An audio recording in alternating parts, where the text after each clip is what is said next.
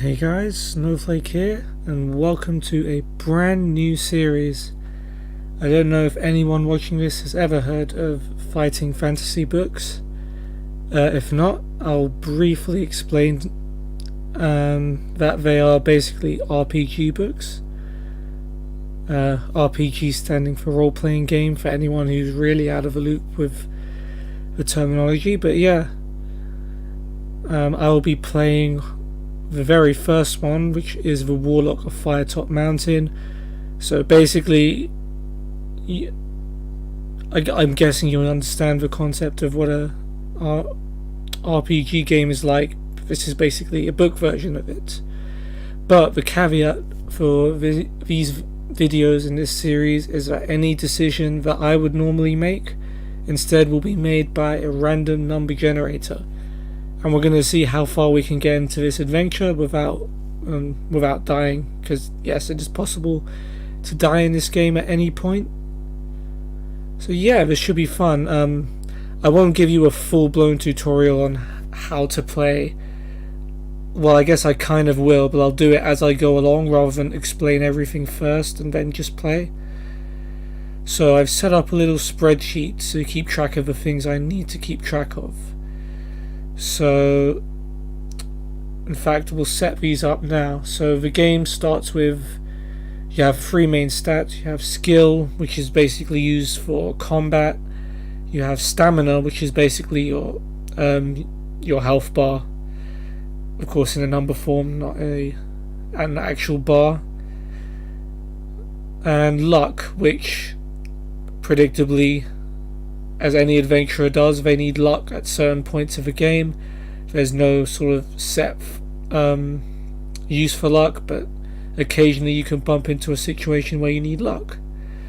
So in order to set up these, this is the same in the real game as well. So to pick your initial skill, you need to roll a dice. So I'm just gonna pick a random number from 1 to 6.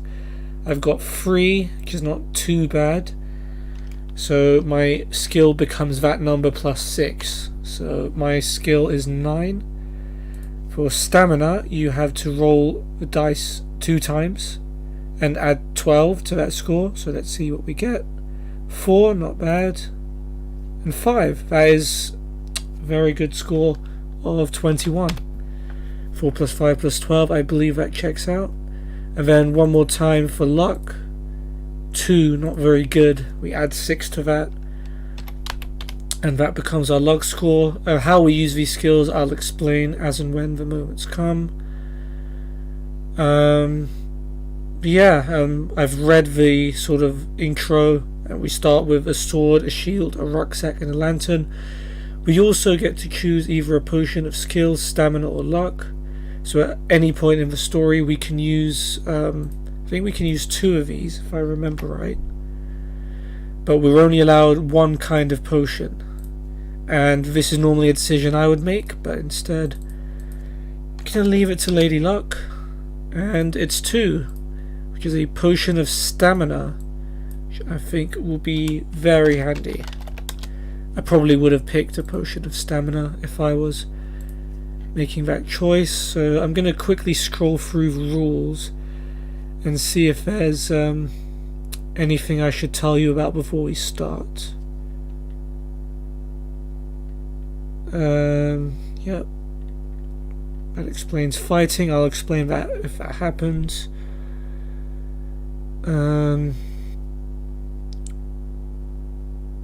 Yep, luck, using luck.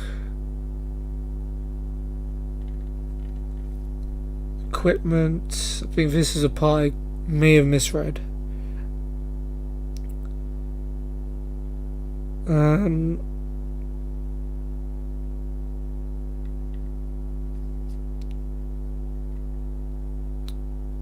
looking at where it says provisions. Maybe it tells you at the start of the game. So I also have a set number of provisions, and which I'm allowed to eat at certain points during the game. And each time I eat a provision, then it gives me 4 stamina. But I'm not sure how much I start with. I think that'll get made clear right at the start of the game. But yeah, This is so as these used to be in the form of books, you'd used to have to fill these out with a pencil and paper, but nowadays we have more sophisticated technology to write things down.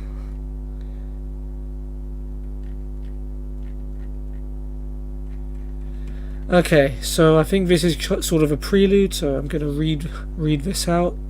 Hopefully this sets a scene for what our character is going to do.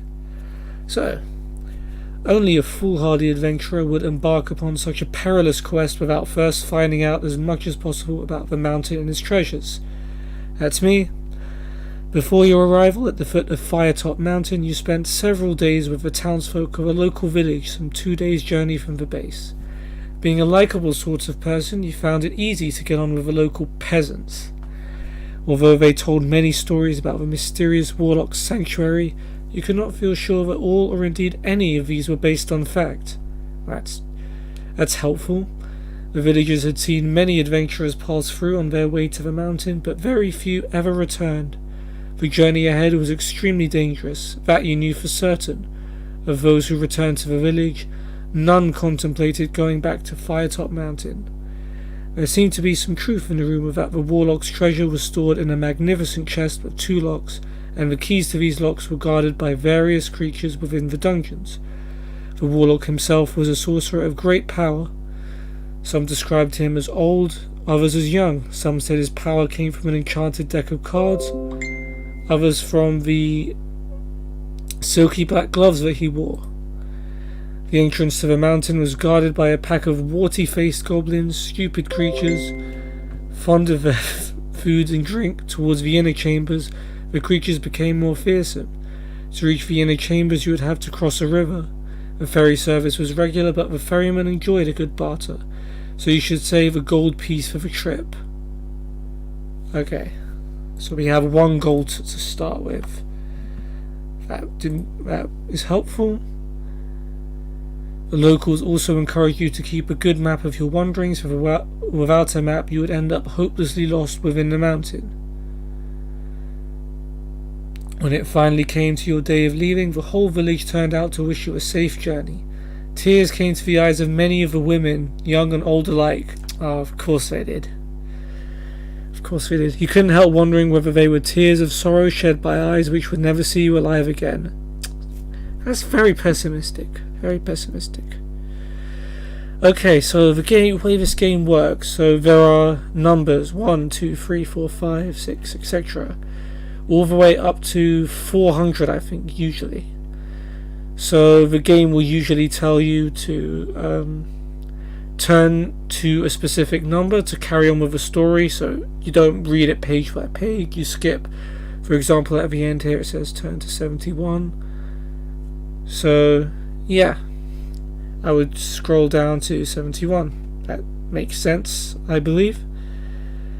Yeah, so we start at number 1. At last your 2-day hike is over. You unsheath your sword, lay it on the ground and sigh with relief as you lower yourself down onto the mossy rocks to sit for a moment's rest.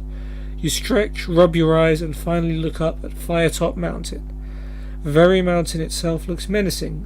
The steep face in front of you looks to have been savaged by the claws of some gargantuan beast.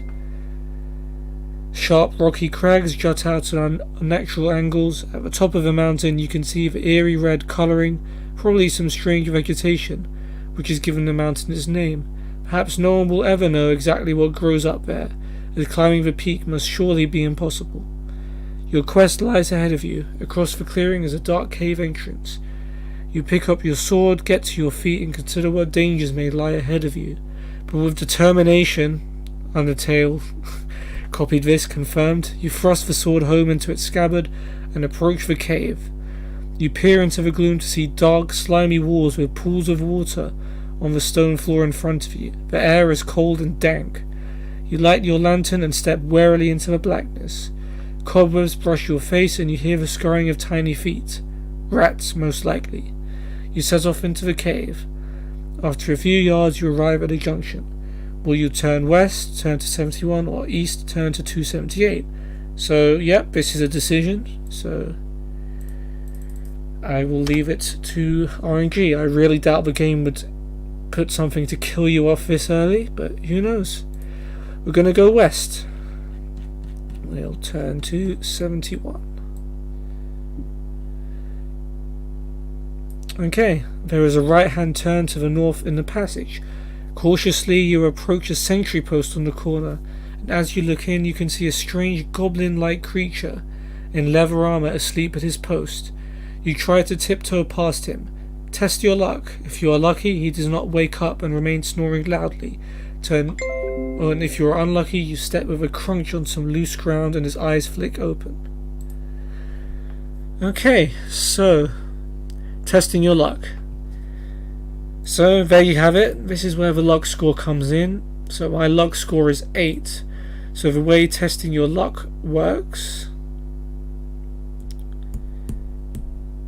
is you roll the dice twice, and if that score is equal to or lower than your luck score, then you win. If not, you lose. So let's hope for some low numbers. We've got 4. So our luck score is 8. So we need a 4 or below. We've got a 2. Nice. Okay. So we were lucky in this case. Unfortunately, whenever you test your luck, you lose a luck point. So now we're down to 7. There are ways to restore it, or lose luck points in some cases. But yeah, whether you're lucky or not, you lose a point. So we're lucky. The goblin doesn't hear us. We get to sneak past. And we go to 301. To your left, on the west face of the passage, there is a rough-cut wooden door. You listen at the door and can hear a rasping sound, which may be some sort of creature snoring. Do you want to open the door? If so, turn to 82. If you wish to press on northwards, turn to 208. Okay. Decision time. 2. So we want to press on northwards. We don't want to touch that door. Cool. 208. Further up the passage along the west wall, you see another door. You listen at it but hear nothing. If you want to try opening the door, turn to 397. If you want to continue northwards, turn to 363.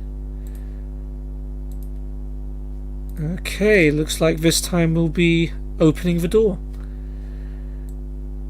What did we hear? We didn't hear anything. So there shouldn't be anything in this door. The game does end at the game ends at 400, I believe. So one of these numbers will have a link to 400. Okay, anyway, 397. The door opens to reveal a small room with a stone floor and dirty walls. There is a stale smell in the air. In the center of the room is a makeshift wooden table on which is standing a lit candle. Under the table is a small box. In the far corner of the room is a straw mattress. You may either open the box or leave the room. Okay, so under the table there's a mysterious box. Will we open it? No, we will not. We will leave the room. Turn to 363. Okay, further up the passage on the west wall you see another door. You list another similar door. You listen at the door and grimace to hear the worst singing you have ever heard in your life. Do you want to go into the room to investigate this hideous din, or walk on up the passageway? Let's see. Good. Do we want to hear the singing? Of course we want to hear the singing. So we'll turn to 370. The door opens to reveal a small room. The room is dirty and unkempt. A straw mattress lies in one corner. In the center of the room is a wooden table upon which a candle burns, lighting the room with its flickering flame. A small box rests under the table. Seated around the table are 2 small creatures with warty skin, dressed in leather armor. They are drinking some sort of grog, and by the way they stagger to their feet on their arrival, you assume they are very drunk. You may either draw your sword and leap forward at them, or slam the door quickly and run on up the passage. Okay, so 2 warty drunk creatures. We can either fight them or we can run away. We were going to run away. Fair enough. So I thought this was going to be the opportunity to show you what combat looks like. But not yet. You eventually arrive at the end of a passage at a three-way junction. You may turn either to the west or to the east. Simple enough. We'll go east. I was looking at 43 for a second, but that looked a bit wrong. You arrive at another junction in the passage. You may either go northwards or continue eastwards. We will go north to 285. You see a well-used door on the right hand east side of the passageway. With your E to the keyhole, you listen and hear a man screaming for help from inside. Will you open the door or walk on? Sounds like a trap to me. And RNG agrees, so we're just going to ignore the door and walk on. Not doing very much so far. Further up the passage, you see a door in the east wall. You listen hard but can hear no sound. Do you want to open the door to investigate? Do I want to walk further up the passage? We want to walk further up. We don't want to investigate. I feel like this is going to bite us because there are some things in this game that you have to investigate. Because I do believe there are points in these games where you need items, and to get items you need to investigate stuff. So on the east wall of a passage you see another door. I like their doors in this game. This time made of solid metal. Listening at the door you hear the sound of tortured screams coming from within. Will I try opening the door or decide to ignore this room and continue up the corridor? I'm going to ignore it and continue up the corridor. Jeez. Okay, you arrive at the end of a passage where it meets another going east-west. When an iron portcullis blocks your way and no amount of charging is going to budge it, on the wall to your right are two levers, and it seems likely that these levers have something to do with raising the portcullis. Do you wish to pull the right lever or the left lever? Ooh, this feels like one of them's the right answer and one of them's like a trap. We'll see. We're going to chance it with right. Well, either way was going to chance it, but 128. You hear a deep rumbling noise and the ground begins to shudder. Slowly and noisily the portcullis rises into the ceiling.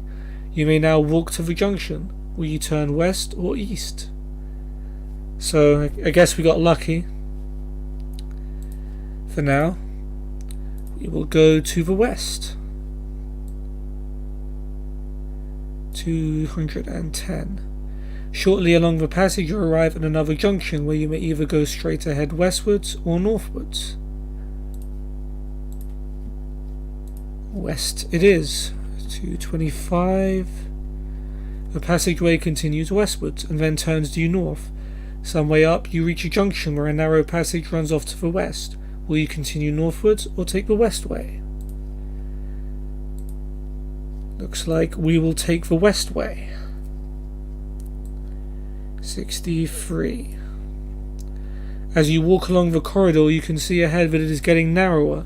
At one point you stoop, and as you do so a deep resonating laugh starts up around you. Do you wish to continue or turn back? That's freaky. Around me, not even coming from a particular point. Could this be the end of our adventure already? We didn't even get to fight anyone. We wish to continue. Okay. This could be the end. 281. A narrow passageway eventually becomes too small for you to walk along. You get down on your hands and knees and crawl. Eventually you will get no further and there seems to be no way through, so you decide to return to the main passage. You head for the junction. Oh, so not even a choice there. Back to 10. You arrive back at the junction and turn northwards. Turn to 77. Several meters up the passageway you arrive at a junction where you may turn either west or east. Set in the rock on the north wall is a small recess. where you may rest and eat provisions without being seen. If you wish to take provisions here, do so. Afterwards you may set off either eastwards or westwards. Well, we haven't been touched so far, so there is no need to take provisions. So we will head westwards.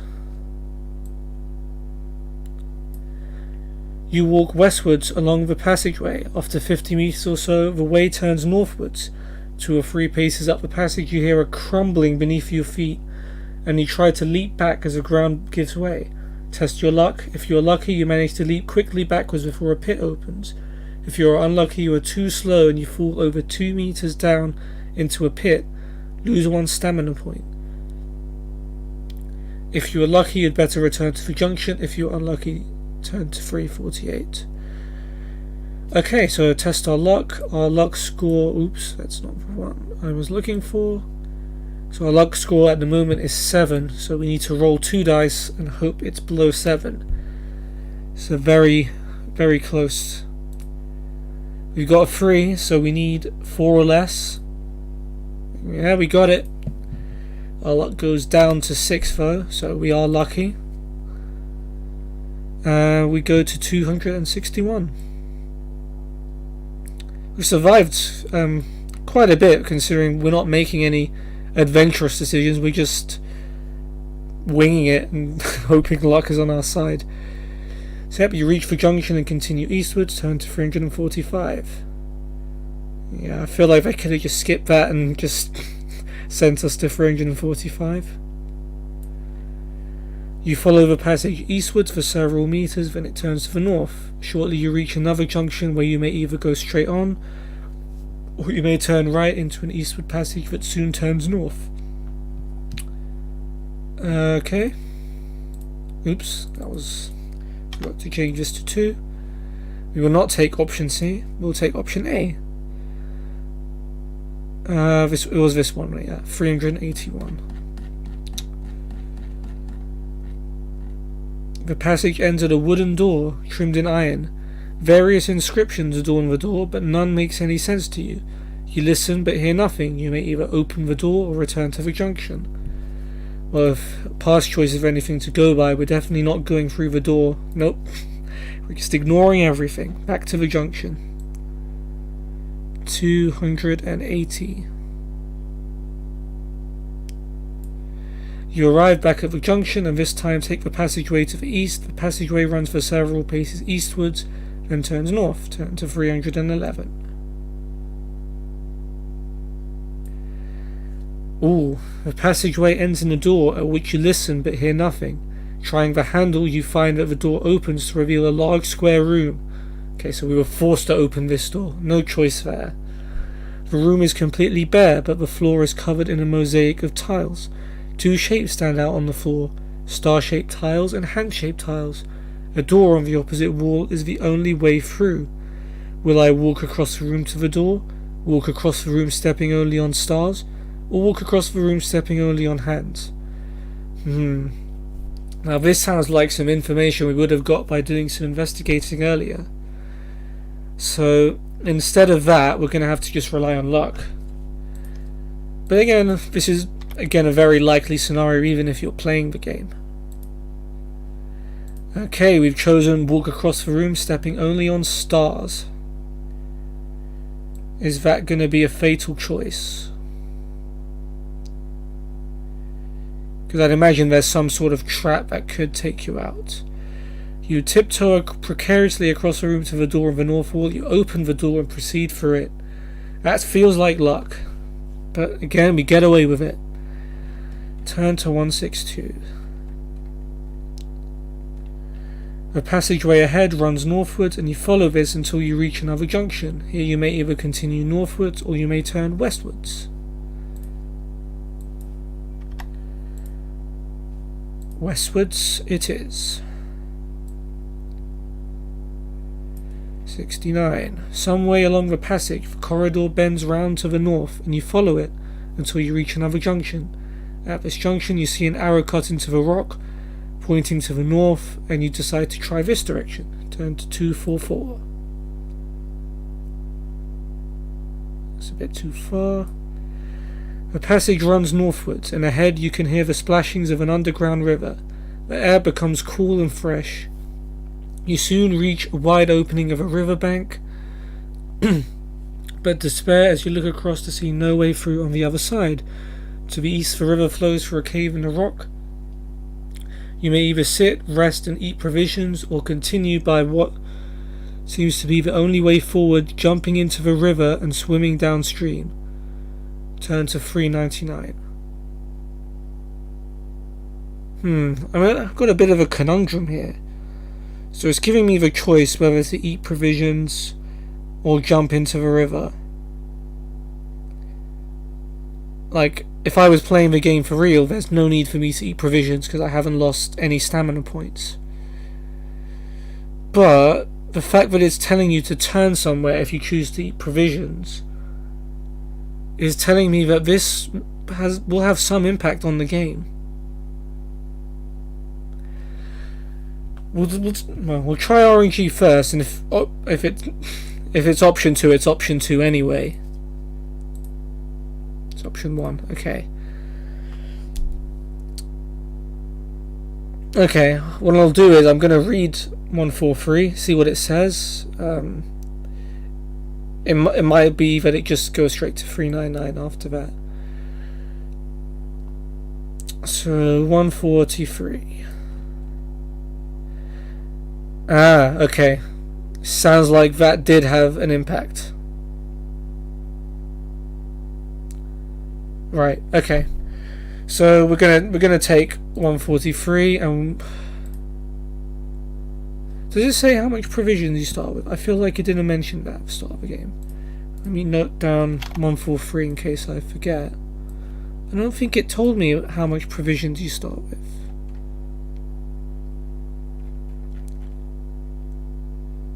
Containing provisions. It should say provisions in capitals.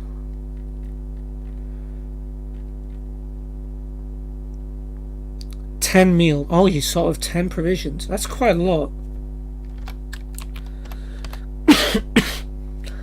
Alright, so we have 9 left. It's 143. And we get to see how combat works. Alright, you squat on the sandy bank. As you prepare your meal, you notice a movement in the sand a couple of meters to your left.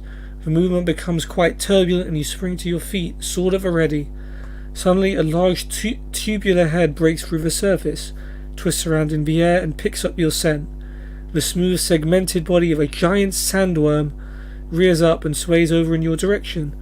As it does so, a large orifice with short, spiky teeth opens in what must be its head.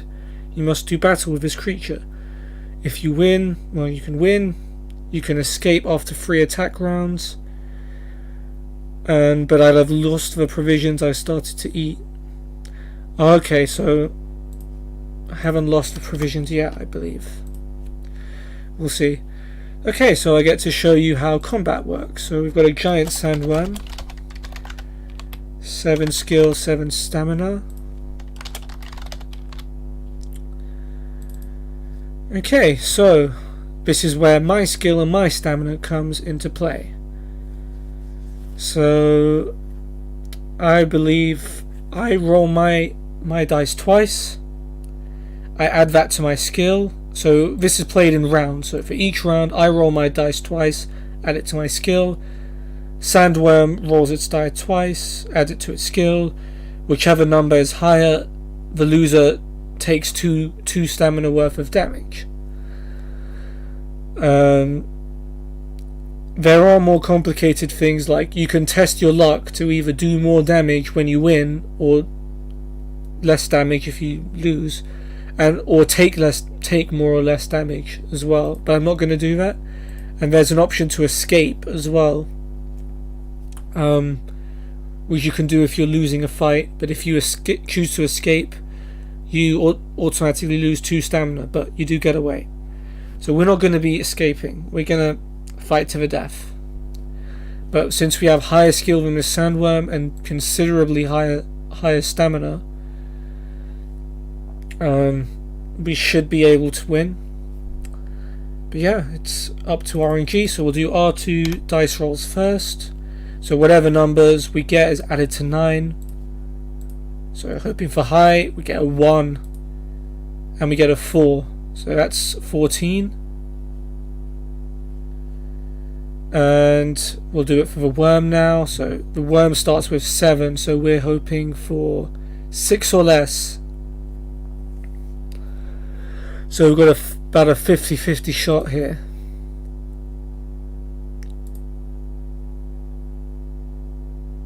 We got a 6. So now it's 13. So if it's equal, then nothing happens. But if the sandworm wins, we lose 2. It's a 5. So sandworm gets the first blow, and we take 2 stamina of damage. So I'm on 19 now. Yep. Round 2, 9 plus 3 plus 3, so ours is 15. Sandworm 7 plus 2 plus 3, so we win that one. Stamina's of the sandworm drops to 5. So I think it's fairly explanatory how it works. So for us now, 9 plus 4 plus 5, that's 18. So it's going to take a massive effort for the sandworm to win. And in fact,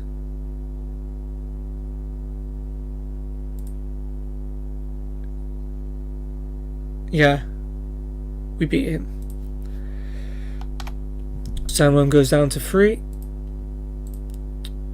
Okay, 9 plus 1, plus 3, 13. For the sandworm, 7 plus 2 plus 2, 11. So again we win. Goes down to 1 HP. One more hit will do. For us, 9 plus 2 plus 5, that's 16. Sandworm, 7 plus 5 plus 6 is 18. So we take the hit. Down to 17 now. We got a good initial stamina score, which is good, and we haven't been in many fights.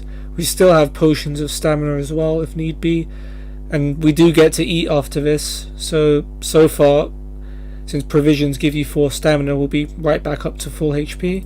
But let's hope we don't take any more damage. So 9 plus 2 plus 1, well that's weak, that's 12. Sandworm, 7 plus 3 plus 6 is 16. So we do take some more damage, down to 15 stamina. Come on, let's wrap this up. 9 plus 5 plus 5 is 19, which means the sandworm needs perfect 6s just to tie it up, and it doesn't. So yeah, sandworm dies. We took a bit of damage, but we won the fight. Okay, if you win, turn to 44. And we did win. Panting after the struggle, yeah, it was quite a struggle. You sit down to collect yourself and finish the provisions you started. Eventually you pack your bag and wade into the stream. Oh.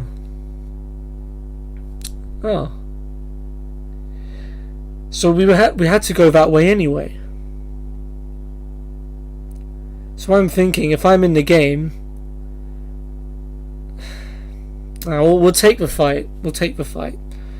We took some damage, but let's just play on. It's 399. Okay. The current is strong and takes you swiftly downstream. You are washed along through a narrow opening and out into a large cavern with banks on both sides. The current washes you onto the south bank. Turn to 218.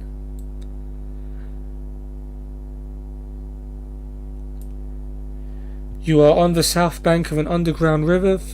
Wait, hold on. Before I do that, I forgot to provisions and boost my stamina up by 4. So we only lost a bit of health from that. 1 provisions. Doesn't look like we're gonna finish those. Anyway, you are on the south bank of an underground river, facing across its black depths. There appear to be 4 ways of crossing. To your left, a rusted bell bears the sign "Ferry Service, 2 gold pieces, please ring." There is a small raft in front of you on the bank with a long stick resting beside it. You could punt across the river. A rickety old bridge crosses on the right. If you don't trust any of these, you may swim. Which will you choose? Well, I don't have 2 gold pieces. I only have 1, so I can't take the ferry service. But I can ring the bell, and maybe there's an option to try and negotiate. Or maybe I'll just make the guy angry so he tries to kill me instead. Who knows? Punt the raft across.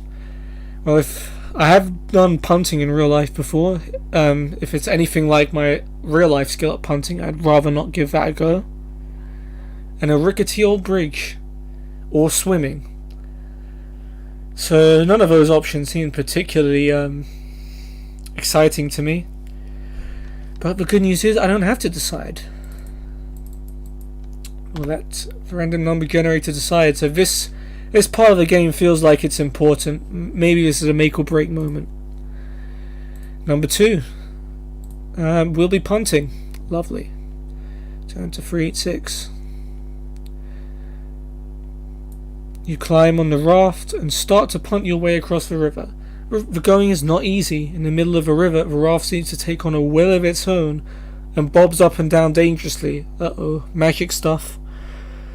You realize it is attempting to capsize itself and throw you into the river. Yikes. You may either trust your strength and luck to hold on and keep punting to the north side, or jump into the water and attempt to swim back to the south bank. Again, neither of these options seem particularly fun. Alright, I feel like this might be it. We're trusting my strength and going for the raft. 55. This might be it, boys. Roll 2 dice. If the total rolled is less than or equal to your luck score, and is also less than or equal to your stamina score, then you manage to hold on and maneuver the raft across to the north bank. You arrive safely, but as you step onto the bank, the raft drifts away and makes its own way across the river to the south bank. If you exceed your luck and or stamina totals, the raft throws you into the water and you start to swim back to the south bank. Okay, I thought I was going to say if you fail then you die, because if you get chucked into the water by a raft and like mystical waters are messing you up, I thought you might die, but it seems... So this is going to be tough. So our luck score is 6. So stamina at this point doesn't matter. Of course, if you roll 2 dice, it's going to be less than 19. So yeah, we're basically testing our luck, but without the deducting a luck point. So roll 2 dice, hope it's less than 6. Is it less than or equal to 6? Less than or equal to. So it's literally 50-50. Right? If my maths is right. 6. Excellent. So there's no way we're going to roll the other dice and it's going to be less than 6. So we failed. Nice. Let's go to 166. You land in the icy water and frantically swim for the south bank. To your amazement, the raft turns round in midstream and makes its own way back to the south bank. You quicken your pace, aware that your splashings may at any time attract the attentions of any underwater creatures living in the river. Ooh. Roll 1 die. If you roll a 1, 2, 3 or 4, you make it safely back to the south bank. If you roll a 5 or 6, oh, we'll see. We'll see. Okay. We got a 2. We made it back. Made it back. So 218 is the one we did before, right? So we literally get to choose again. So we could potentially go back to the raft and cycle back. It's interesting. Give that a second go. Number 4. What have we got? Oh, I said number 4 before we got it. Alright, so we're going to go with swimming this time. 316. The water is icy cold. You start to swim and notice that your splashings are attracting a moving turbulence in the water. Will your strength and stamina hold out? Roll 2 dice. If a roll is equal to or less than your stamina score, you believe you can make it and swim furiously for the north bank. If a roll totals more than your stamina score, you decide not to risk it and return to the south bank, and then you may eat provisions on the south bank. Well, if I roll 2 dice, the max I can get is 12. My stamina score is 19, so I'm good. So I can make it. 151 then. Swimming didn't seem like a good option, but that was a 100% guarantee pass there. You gain ground on the turbulence in the water, but a few meters from the north bank you notice 2 sinister reptilian eyes on the surface of the water watching you. I can imagine that animated.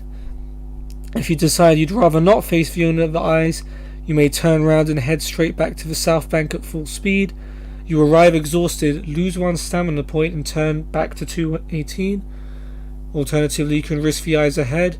You may try a detour which will send you nearer the turbulence. So turn back, fight, or try and detour. Yeah, we're gonna fight. Lovely. 86. I mean, when it says risk the eyes ahead, it basically means fight, doesn't it? We're gonna fight something in this one. A huge jaw yawns open in front of you. By the size of it, the crocodile you are swimming towards must be at least 3 meters long. The beast slaps its tail in the water and glides towards you. You must fight 2 attack rounds. Okay, so that's in case I wanted to escape. Your combined thrashings attract the turbulence in the water that you had noticed before, and this now makes its way towards your part of the river. Out of the corner of your eye, you notice this and must decide what to do. If you believe that... okay. I'll hold up. Okay, we'll fight the crocodile 2 round first. Why do I keep doing that? We'll do the mandatory 2 rounds of fighting the crocodile first. And then we'll see what the text after that says. So same level of skill as the sandworm, but less stamina, so this crocodile will only take 3 hits. Okay, so for us, skill 9 plus 5 plus 2 is 16. Crocodile 7 plus 5 plus 1 is 13. That's a win. Round 2, 9 plus 6 plus 4 is 19. Crocodile needs a perfect score now. Get to 2. Alright, so we won the first 2 rounds. Crocodile not as tough as the sandworm, quite clearly. So let's read the text after what happens after 2 rounds. Your combined thrashings attract the turbulence in the water that you had noticed before, and this now makes its way towards your part of the river. Out of the corner of your eye, you notice this and must decide what to do. If you believe that the crocodile is on its last legs, and you wish to continue the battle, then do so. Otherwise, you can keep the beast occupied in the faint hope that this mysterious visitor will help you in some way. Have 1 more attack round and turn to 350.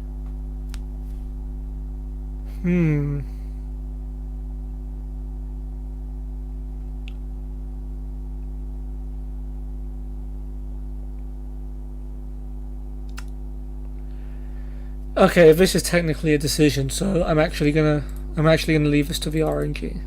I feel like I could win this because I've won 2 rounds pretty easily, but yeah, let's see. Alright,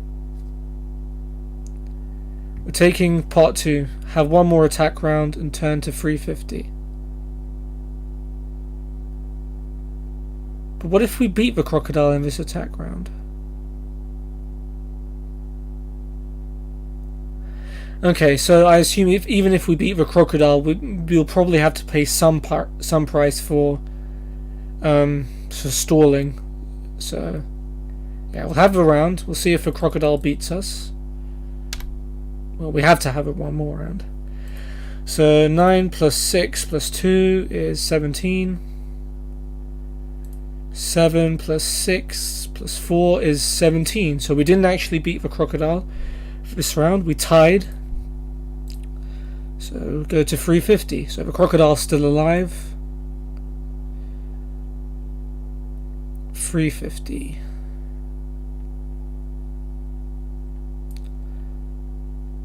As the turbulence surrounds you, you can feel the jostlings of many small fish.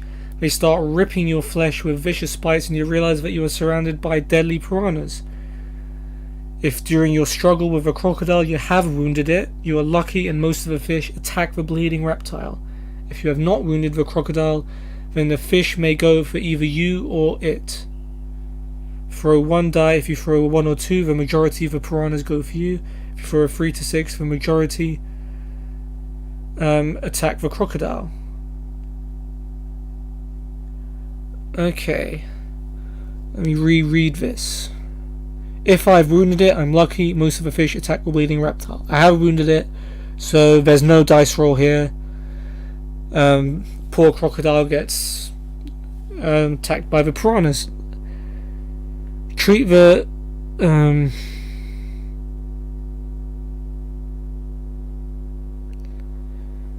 if during your struggle with the crocodile you wound it, you're lucky.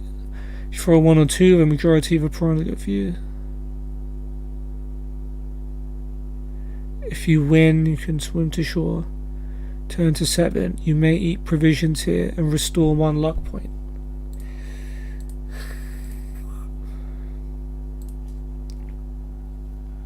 So I win because... Oh, if as a result of the above, the majority attack the crocodile...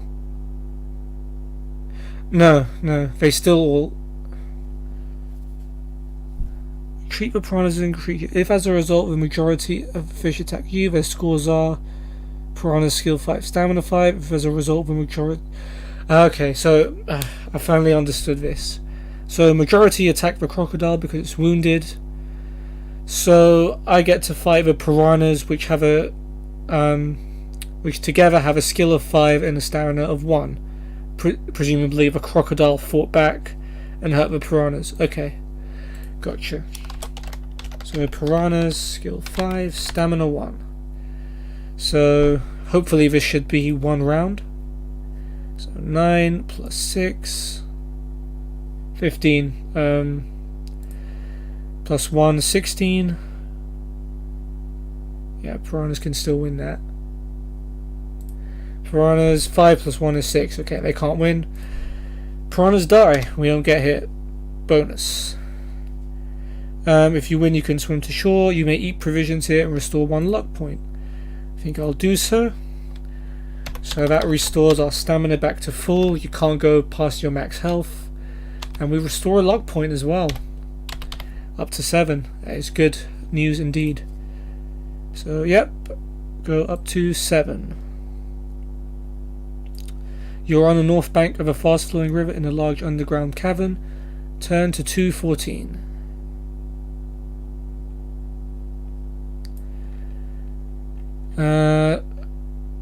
Facing northwards, the rock face is smooth and glistening with moisture. Moss of many different hues grows on the surface. There is an eerie silence punctuated only by the splashings of a river as it flows behind you. You have 3 options. A passage runs off to the northwest. A large timber door is directly in front of you in the middle of the rock face. If you open the door... Oh, I can open the door. Another passage runs out along the river eastwards. Okay. We will open the door. That's a rare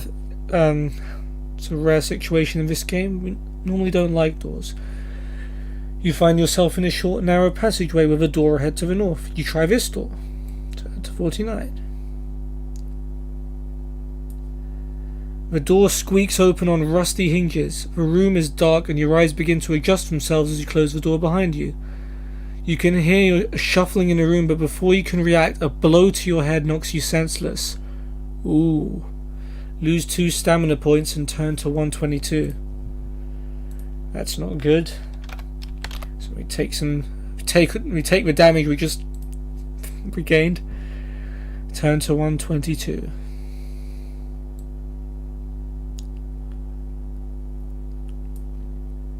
Oh, there's a few options here. You awake with a throbbing head and look around. The room is about 8 meters square with doors to the north and south. You have been dumped in the southwest corner. Standing motionless in the centre of the room are 4 men. At least they appear to be men. Their skin is a greeny grey colour. Their clothes are tattered and torn, and they are all staring vacantly at the ceiling. One carries a club, one a scythe, one an axe, and one a pick. They are ignoring you completely. Around the room are various peasant-style weapons, pitchforks, axe handles, pointed sticks, etc. 1 or 2 shields and several barrels. In the northeast corner is a human corpse with a sword in one hand and a shield in the other.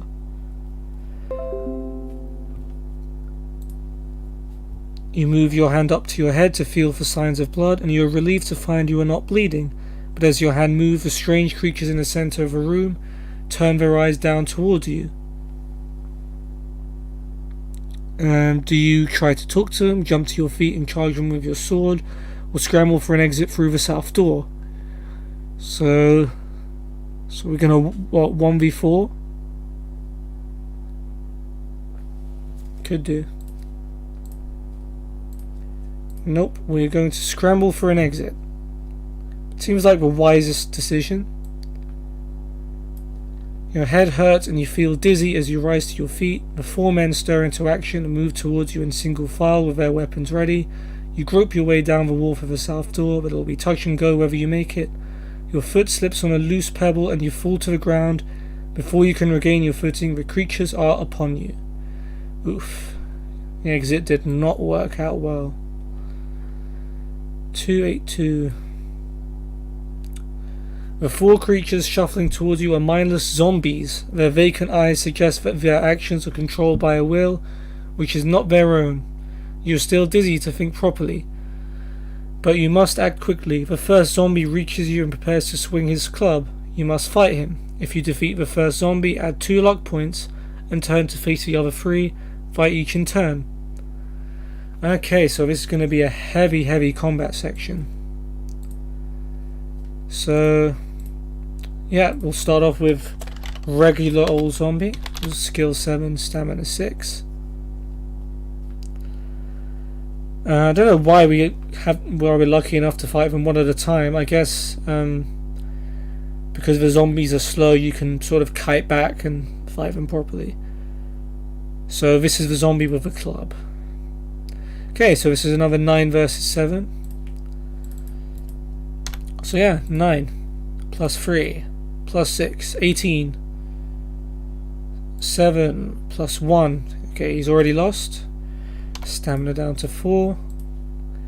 9 plus 5 plus 1 is 15. 7 plus 3 plus 6 is 16. That's a loss. Damn. Lucky 6. 9 plus 6 plus 4 is 19. So zombie needs a perfect score. Doesn't get that, loses. 9 plus 5 plus 1 is 15. 7 plus 1, okay, that's already a loss. So we kill zombie A, and what was that? We add 2 luck points. We cannot go beyond our initial luck score, but we go back up to 8. So that's good. We haven't lost any luck so far, according to this game. Next up is the zombie with scythe, which has 6 skill and 6 stamina. So 9 plus 2 plus 2 is 13. It's not very good. 6 plus 2 plus 2 is 10. Got away with that one. 9 plus 6. I actually said that before it came up. Plus 1 is 16.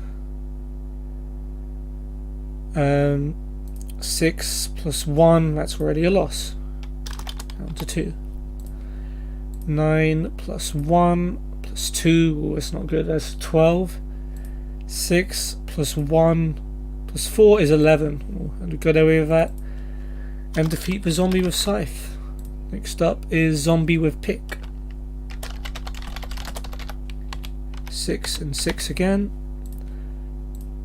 So 9 plus 4 plus 2 is 15. 6 plus 6 plus 1 is 13. It's a win. 9 plus 5 plus 2 is 16. 6 plus 3 plus 1 is 10. It's going well. 9 plus 2 plus 2 is 13. 6 plus 2 plus 3 is 11. Right, there goes the zombie with pick.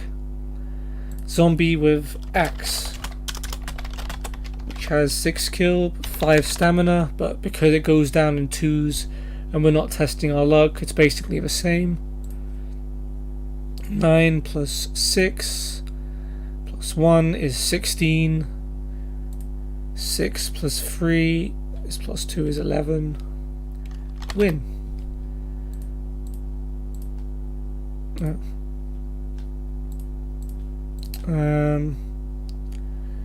9 plus 2 plus 5 is 16. 6 plus 2 plus 6 is 14. 9 plus 3 plus 2 is 14. 6 plus 6 plus 3 is 15. Oh, we lost one. Ouch. Let's end this now, man. 9 plus 4 plus 4 is 17. 6 plus 1, that's already a loss. Okay, zombie with axe dies. We took a couple of hits, but we've defeated all 4 of the zombies. If you defeat all 4, turn to 115.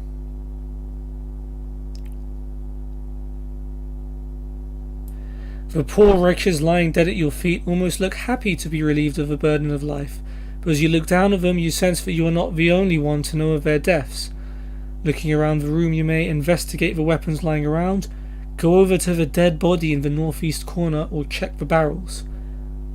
Oh, so there's some sort of investigation happening either way. We have chosen to investigate the weapons. 95. You find nothing remarkable about the weapons. In fact, not a single weapon looks more useful than your sword. As you search for debris, you hear a deep thumping from the north, followed by a scream which sends a shiver down your spine. You rush to the north door to investigate. Turn to 205. And what, pray tell, is in 205?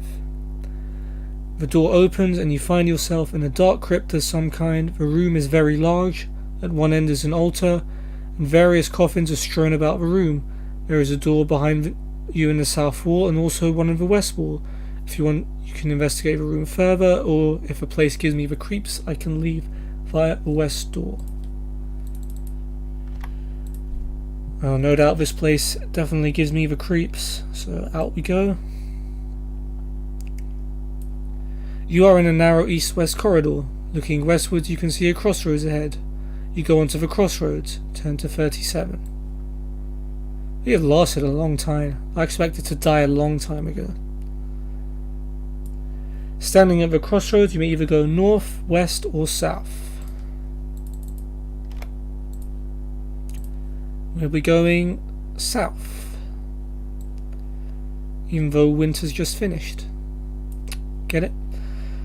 You're in a short passageway which comes to a dead end several meters ahead of you. You may search for secret passages, there probably will be one, or you may return to the crossroads and either follow the passage ahead to the north or turn to the west. Alright, we're following the passage ahead to the north. 366. You are following a passageway which leads ahead to the north. After several meters, it bends sharply to the east. You continue eastwards until you eventually come across a narrow opening in the north wall. You may go through this opening or continue eastwards. Okay, we're going to continue eastwards. 62. You continue along the passageway to the east. After some 30 meters, it turns to the south. Following it round the bend, you eventually come to a stop with a large armoured door. I can try the door, or if I prefer to return along the passage and go through the narrow opening, I can do that. I'm going to try the door. Number 6. The large solid door has no handle. You charge it, but to no avail. The door is not going to budge. You decide to give up and go through the opening you pass in the east-west passageway some way back. Turn to 89. You climb through the opening and find yourself at the top of a narrow staircase leading downwards. Cautiously you descend the stairs. 286. The narrow staircase is cut into the rock and there are about 20 steps leading down. At the bottom of the steps, a passageway leads you into a large open chamber. This chamber stinks of putrefying flesh. The smell is so bad that you are tempted to turn back. 3 bodies lie in the chamber. You may either search for bodies or tiptoe quietly through the room. What will you do? Search for first body, search for second body, search for third body, or tiptoe through the room? Ooh, this could be a big choice. We're going to search for third body.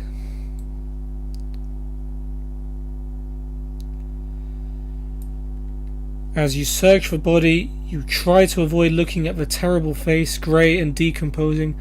Maggots crawl from its nose and mouth. You jump back, startled when its eyes suddenly flick open. Typical. Just in time, you avoid a vicious slash from its long, sharp fingernails. It quickly springs to its feet and eyes you with a sadistic leer spreading across its mouth. Turn to 230. Sounds like a fight. The creature now standing before you is a semi-decayed man. His quick eyes dart from side to side, watching you. His long tongue flashes out with a hissing noise. His teeth and nails are sharp, and he doesn't seem to be afraid of your weapon. He is a ghoul. He has the ability to paralyze you if he scores 4 separate wounds on you during this battle, so beware. If you defeat him, or if he kills or paralyzes you, turn to 6. Ooh. So if he kills or paralyzes you, so that means paralyzing you is a game changer. So this ghoul, which has 1 skill less than us, lands 4 wounds on us. That's it. Game over. And our skill's very close, so I am nervous. So ghoul 8, 7. Let's put another section here. Wounds landed. Put that 0 to start off with. Yeah, may luck be with us. So 9 plus 3 plus 1, 13. 8 plus 6. There we go. We take the first hit. Ghoul lands its first wound. We're a quarter of the way to death. 9 plus 3 plus 5. That's 17. 8 plus 5 plus 3 is 16. Get that win there. That's good. 9 plus 4 plus 2, 15. 8 plus 2 plus 4, 14. That's another narrow win. But we're doing it. 9 plus 5 plus 2, 16. 8 plus 1. That's a win. Straight up. Nice. Just one more hit. Should be able to do this now. 9 plus 3 plus 2 is 14. 8 plus 2 plus 5 is 15. It's a loss. Lose some health. Ghoul lands wound number 2. We're halfway to death. 9 plus 4 plus 6. That's strong. 19. 8 plus 2. So that's a win. Thank goodness for that. So yeah, we survived the attack of the ghoul. Strongest opponent we've faced so far. If you defeat him, turn to 390. The ghoul twitches and dies at your feet. You search its body and find little of interest. A couple of earrings worth 1 gold piece between them are in one of its pockets. You may take these. Okay, so not sure. I'm going to put 2 earrings here in my item collection. And I'm going to put 3 question mark here, because I think they basically count as gold. We can use them as currency. In fact, for purposes of this game, we're just going to say that's money, that's free. If you so I take the earrings. If you haven't already searched the first body, I do so and find 5 gold pieces. Oh, we're rich. Which you may also take. You may also stop here, rest and eat provisions. I think we will do that. And then restore 4 stamina.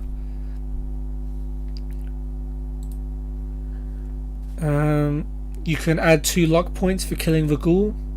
We cannot actually, because we're maxed out on luck. Now you may either press on northwards or search for second body. Interesting. I feel like the game should have given you an option to search for first body or walk away, because now it kind of gives away that the first body was nothing harmful. Now I'm intrigued about the second body, but will we risk it? We will risk it. We're going to search all the bodies. No, we won't. That was option 1. Nope, second body. We're not interested. Just 1 and 3. We like our own numbers. 120. You leave the chamber, walk down a short passage and reach a staircase going up. You climb the stairs and arrive at the top in the passageway. Turn to 197. At the top of the stairs, the passage turns sharply to the east. As you pause to get your bearings, you hear a creaking in a rock behind you. You spin around in time to see a heavy portcullis drop to seal off the passageway behind you. Your only way now is forward. You may either press on forward or may check the walls for secret passages. Okay, so we can't go back. No secret passages for... no, we are checking the secret passages. I keep getting them mixed up. Let's see if the game that heavily hints at secret passages... Oh no, there isn't. You find no secret passages, however your explorations attract some sort of creature, and then as you listen you can hear something coming down the corridor towards you. To find out what sort of wandering monster you've come across, you can do that. I must fight the creature, and if I defeat it I may press on.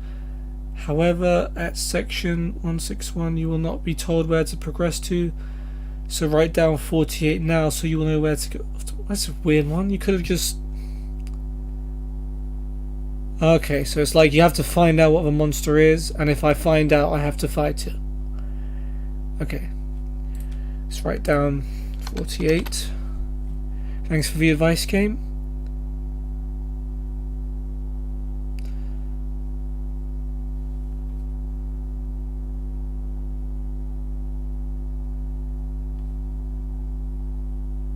I feel like what it should be worded as, it should give me the option to not find out and go to 48, but it doesn't actually say that. It says if you defeat it, you can carry on.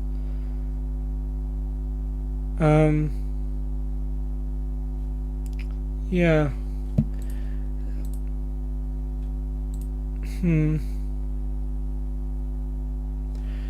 Well, I'm going to take it for its word and say we had to fight it, so I'm just going to turn to 161 and we're going to tussle.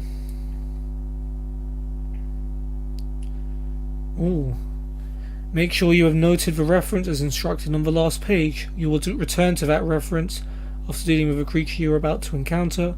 Your tappings and scrapings of a rock face as you search for secret doors and passageways resound through the dungeon corridors.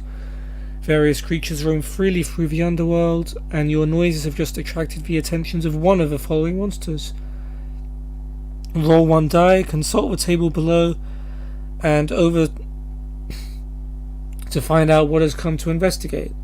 Fight the creature as normal. Wandering monsters never carry any treasure. If you defeat this monster, return to the reference you have noted.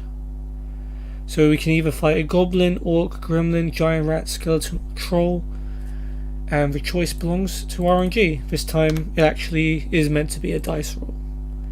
Number 2, So we will fight an orc with skill of 6 and stamina of 3.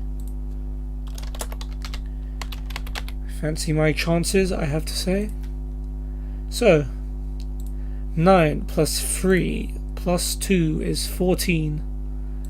6 plus 2 plus 3 is 11. Okay, one more hit. 9 plus 4 plus 1 is 14. 6 plus 2 plus 5 is 13. Narrow, but that's still a win. Rest in peace, Orcaroni. 48.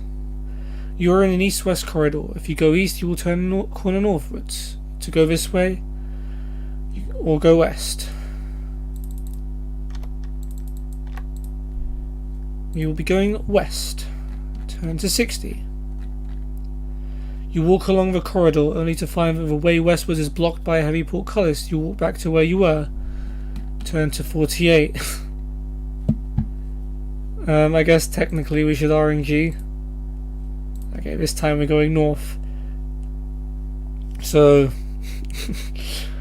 yeah, that's funny. So you can keep going east and west endlessly. The game lets you do that. That's interesting. But yeah, 391.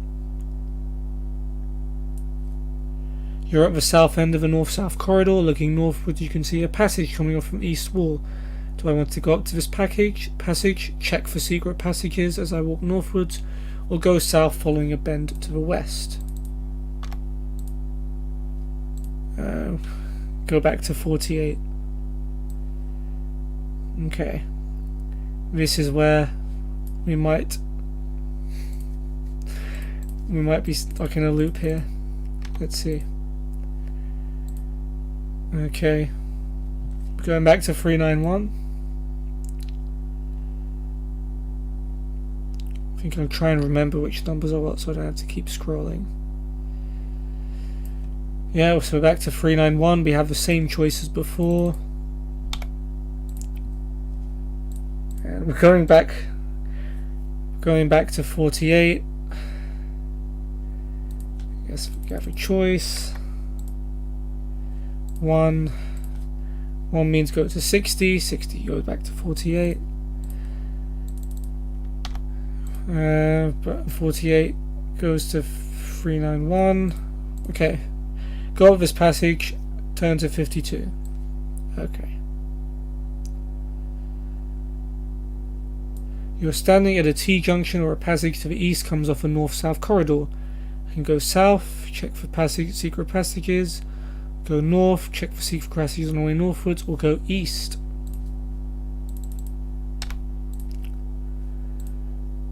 Check for secret passages on the way northwards. 2, 3, 4. You find no secret passages. However, your rummagings attract the attentions of something sinister. Turn to 161 to discover. If you defeat the creature, you can turn up to the passageway by turning to 43. Write down 43. Okay. So 161. So it's going to be another random creature fight. I do like that mechanic, to be honest. But I like anything to do with RNG. So we rolled a 5 this time. So we're going to have a slightly tougher fight against a skeleton. Same skill as our orc, but with a little bit more stamina. It will take 1 more hit to kill. I'm still fairly confident, so let's fight. Oh, did I write the number down? It was 43, right? Shoot. I have to check. It's, okay, it is 43. I'm not tripping. And 161.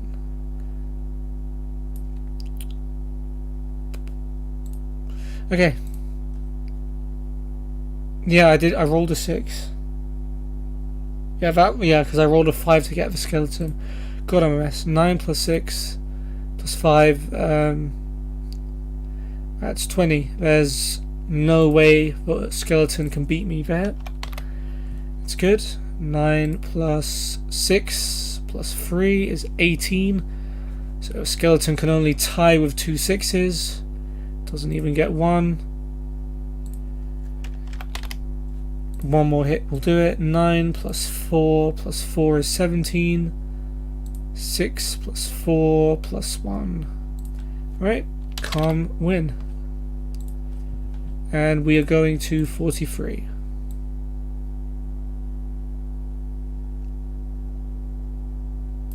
You're in a north-south passageway. I can go north or south. We're going south. 52. We're back to the T-junction. Okay, so this can loop several times. This could be a very long video. We'll take option 1. We'll go south to 391. Ooh. It seems a bit familiar. Got this passage, check for secret passages, or go south. 2, which is check for passages. 362. As you try the walls up the passageway, a secret door opens up along the west wall. Turn to 177. That didn't happen before. Okay, so we are making progress here. You are standing in a north-south passage. To the north, you can see a passage off to the east to investigate. Do that. To the south, a passage turns west. You may go to the southern end. In the west wall in front of you is a secret door. You can turn there.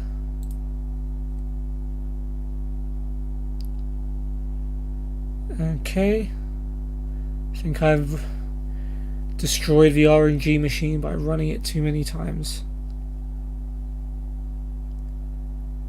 Either that, or there's a problem with my internet.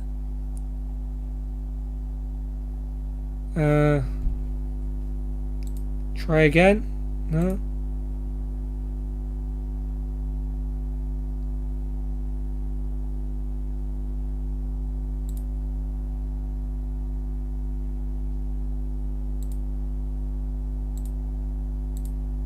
Keeps clicking. Oh, yep. There is my internet. Fortunately, I wasn't making a video about an online game, and everything I need is downloaded. Yeah, if this doesn't work...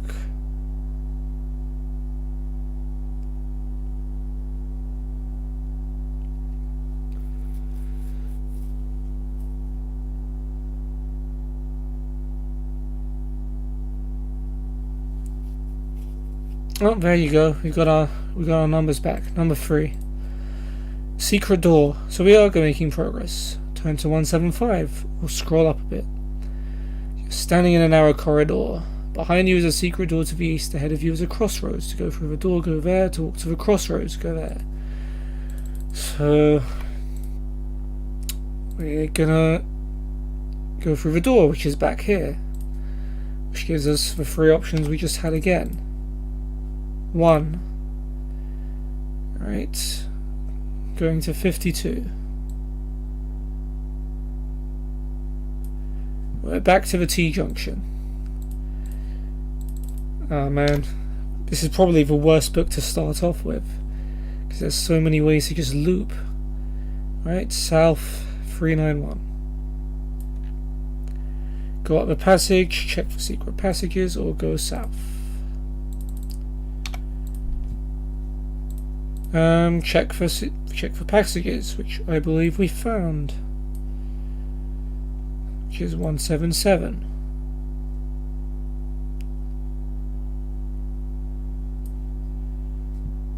Okay. 2, which is back to 391.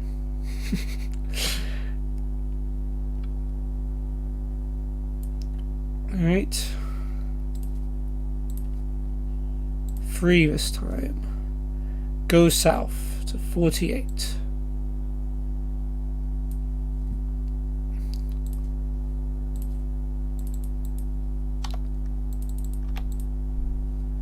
2, which is go to 60, which by default takes you to 48. So, okay, let's make a rule. Whenever we go from 391 to 48, we just go to 391. Because there's no other way that can go. Wait. 391. Yeah, okay. So if it goes to 48, we just don't move. In fact, we won't even give it the option to go to 48. We just do random 1 or 2, and we either do 52 or 362. Okay, 362. Let's check for passages again. In fact, that's 177. So remember that. Try and remember that as well. 177. So 50.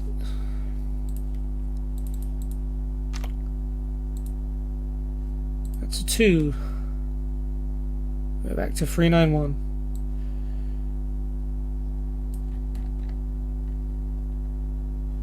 Let me write this down. So 391 can take you to 52, 362, or 48.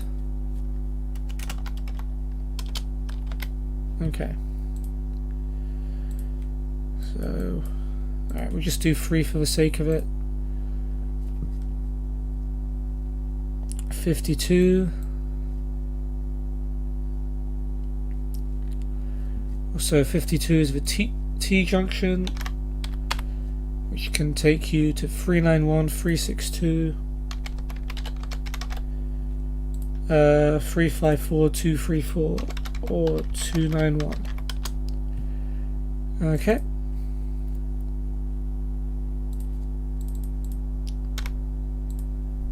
So that's a 1. So that means we go back to 391. This is just saving time, just having it here. And a 3. Back to 52.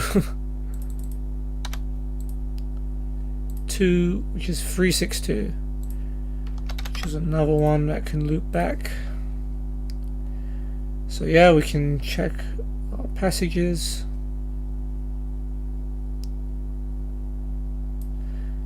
Oh, this is 177. Okay, so I'm just going to replace 362 here. 177. Skip a step. 177. Find the passage.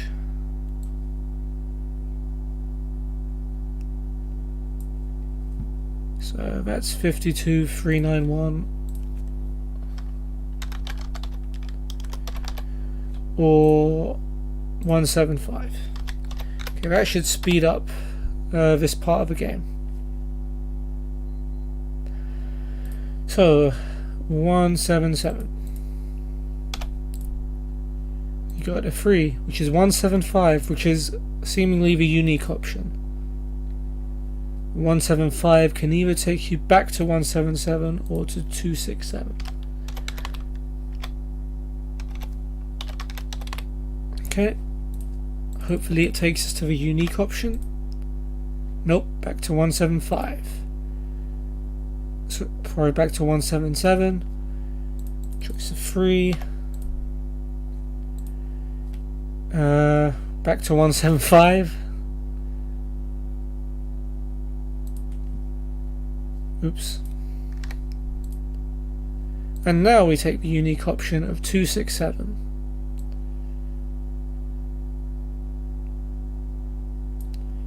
You now stand at a crossroads to go north, to go south, go west, or east. I'm going to write this down as well, just in case this has the potential to send us back as well. 312, 246, 79, 349, So choice 4, 3, which is 79.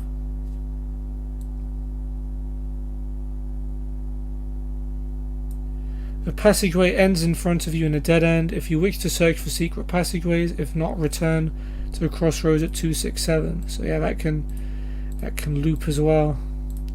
So 79 take to 137 or 267. Alright, looking for secret passageways. I like it. 137. You find no secret passages, but as you press the wall, you hear a click. You feel dizzy and slump to the ground when you come to. Imagine that's like when you wake up. You do not recognize your surroundings. Turn to 354. Oh, it might just have hit a no turning back point. Is this the end of the game? Oh no, we're back to a passage. You're standing at the bend in the passage where you may go either west or south. Are you sure? 267. We were just at, weren't we? Was it 137? As you press the wall, you hear a click. So it's what will just teleports you back. Strange one. 354. I can go west, south, check for secret passages on the way westwards, or check for secret passages south. That can take me to 308. So there's some unique ones here. 308, 52, 14, 234. Yeah, there's a couple of loopy things there. Okay, we're going to 4, which is 234, which I believe we've been to before.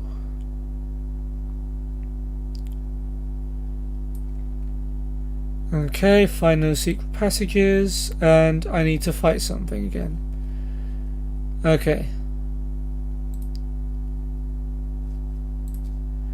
Let me just put 234 equals 161 over here. So basically I remember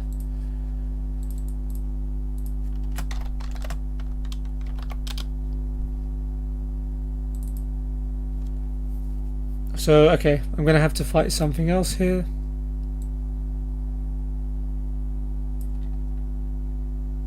Right. In fact, you write down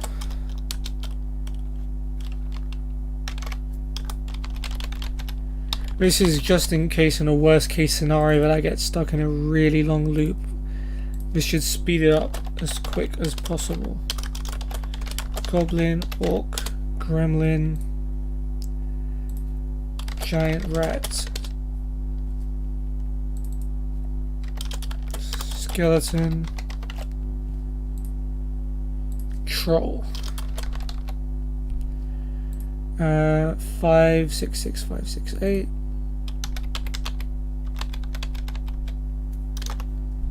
And 334454. Okay, so now I don't need to turn to that page whenever I need to fight.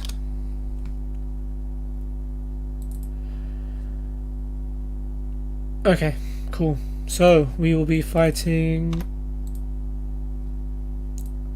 another skeleton. Okay, 9 plus 2 plus 6 is 17. 6 plus 4, already lost. 9 plus 1 plus 6 is 16. 6 plus 3, already lost anyway. There's a possible these creatures will eventually wear us down if we keep fighting them. 9 plus 6 plus 2 is 17. 6 plus 2, already lost. Skeleton defeated. Off to 43.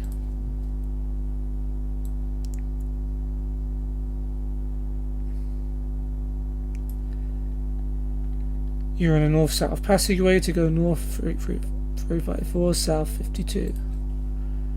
So 43 takes you to 354, then 52. 354 or 52. Okay. Right, we're going to 52, which gives us a choice of 5, of which we will go to 234,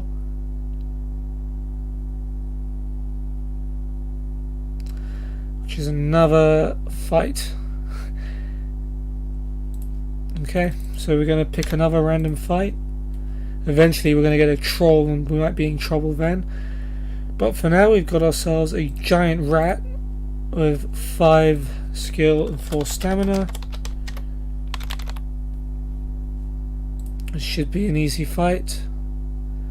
9 plus 6 plus 1 is 16. Rat needs a no, it doesn't. Rat needs 5 plus 5 plus 1 is 11. One more. 9 plus 4 plus 2 is 15. 5 plus 2 already lost. Okay, rat defeated. So we're at 43 now.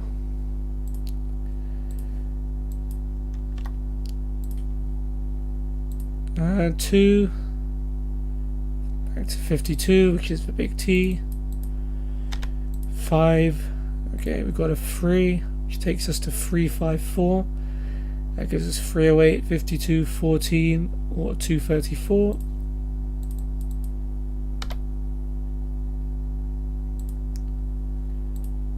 We got 234, which means another fight. Then back to 43. Lovely. And we'll be fighting another giant rat. Okay, 9 plus 6 plus 5. Rat's definitely losing that one. You can't get to 20 with 2 dice. 9 plus 2 plus 5 is 16. 5 plus 3, that's already a loss. Rat dead. Back to 43. And back to 52. Now to 391, which is 52, 177 or 48. 177, which is 52, 391 or 175. 175, 177 or 267. 177. So 52, 391 or okay, 3, that's 175 again. 1 back to 177. And now to 391. To 48. 48 is just a loop, isn't it? 48 takes you back to 391 or 60. So I'll just put repeat instead of 48, so I know not to keep going back there. Okay, 2, that's 177. 52.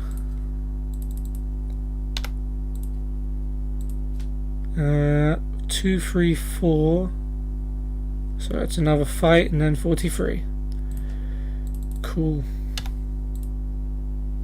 Alright. We'll now face our first gremlin. With a skill of 6 and a stamina of 4.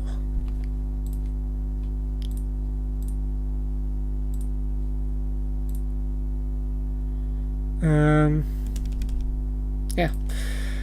So 9. Hold on. Yeah, okay. Okay, 9 plus 5 plus 1 is 15. 6 plus 5 plus 3 is 14. 9 plus 5 plus 2 is 16. 6 plus 3, that's a loss. Okay, gremlins down. Back to 43, which means 354 or 52. 354. We haven't actually written. Oh, we do. That gives us 4. 14. That is a new one.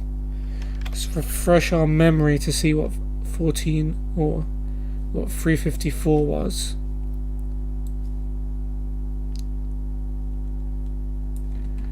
So 354, if you want to check for secret passages on the way westwards.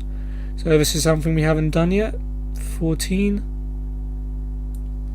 There are no signs of any secret passages, but you suddenly hear footsteps coming towards you. To find out what is coming, turn to 161. You must fight this creature. If you defeat the monster, turn to 117. Note this reference so you know where to return to. So 14 is fight, then 117. 117 is a unique one as well. Okay. So 161 is of course our fight. Our fight number. Cool. So we will be fighting number 1, which is a goblin. With a skill of 5 and a stamina of 3. The easiest opponent of them all. Okay. 9 plus 5 plus 3 is 17. 5 plus 4, that's a loss. 9 plus 3 plus 3 is 15. 5 plus 1, already a loss. Right, goblin defeated. Off to 117.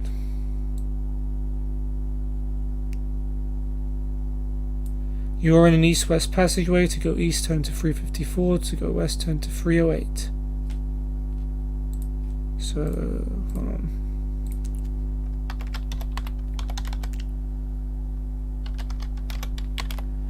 So, I don't think we've been to either of those, which is a good sign.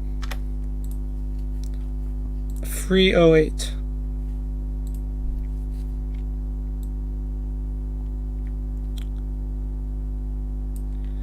Standing at a crossroads, the west passageway goes on a few meters and turns north. To the north, the passageway ends at a door. To the east, the passage continues and eventually turns southwards. Looking south, the passage goes on as far as you can see. Okay. So 308 gives you 187, 54, 160, and 354. Cool. 1. So that takes us to 187, which is west.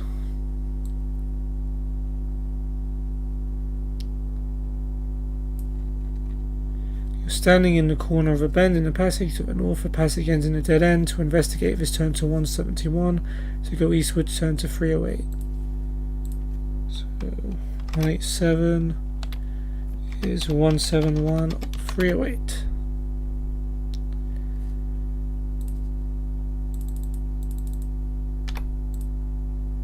Right, we're going back to 308 then.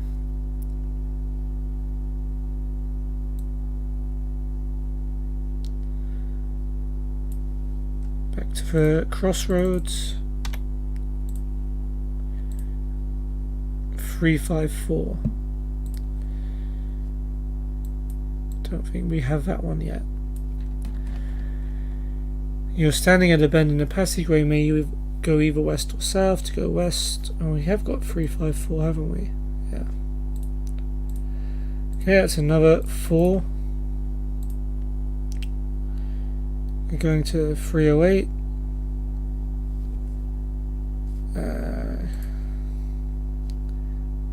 Another 4. 54. Which is a new one, I believe.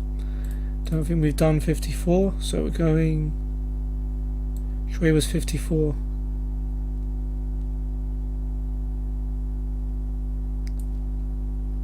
Which was north. Somewhere. You're standing outside a door at the north end of the north-south passage. To go south, turn to 308. To go through the door, turn to 179. So 54, 308, 179. Will we go through this door and maybe make some progress? No. Back to 308. Okay, 4. Which takes us to 354.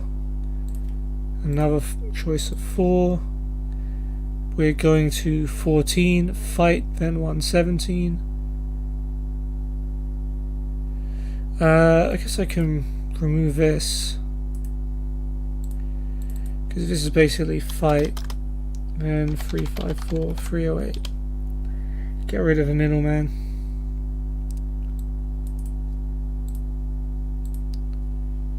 This is more of a lesson of optimization rather than an adventure game at this point. So yeah, we will have to fight another creature, and we will finally have to take on a troll. Skill 8, stamina 4. So we'll take 2 hits to down, but the troll is more likely to deal damage to us, considering it's very high skill level. So 9 plus 6 plus 4 is 19. 8 plus 6 plus 1 is 15.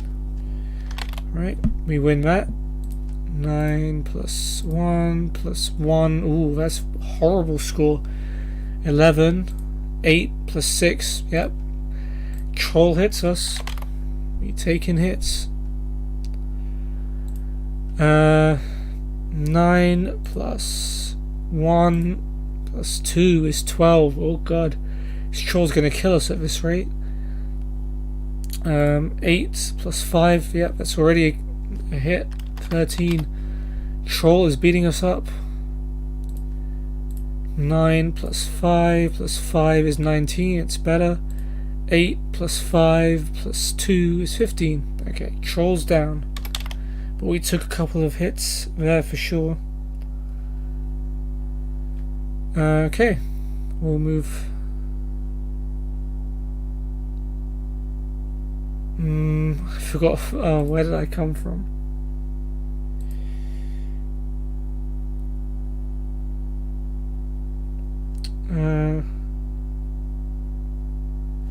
Came from 14. So it was fight, then the choice. It would have been fight, then 117. And said, okay. Fight, then 354, 308. Okay. Cool. 354.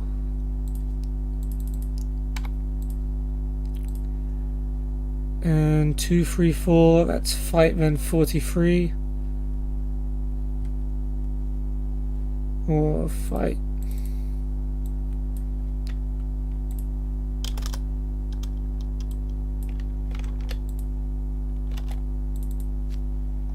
It's really fight, then 354, 42.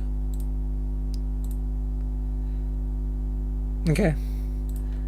So we're picking another fight.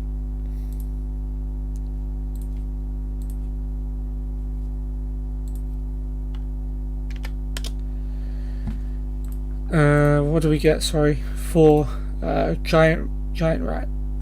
Giant rat number 3. Feel like I'm playing Oblivion. Or Yu-Gi-Oh! Actually, is a better way to describe it. Yeah. 3 giant rats. That's a perfect Yu-Gi-Oh! Analogy. Okay. 9 plus.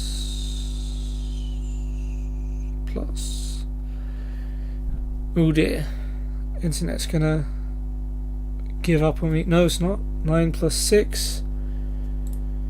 Plus 6. Well, that is a perfect score, so the rat stands no chance. 9 plus 1 plus 3. That's less perfect. 13.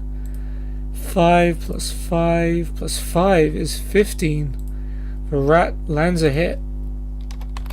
Was not expecting that. And we're on single digit stamina as well. 9 plus 1 plus 5 is 15. 5 plus 2. Okay, that's a win already. So the rat falls. And we move on to either 354 or 52. 354.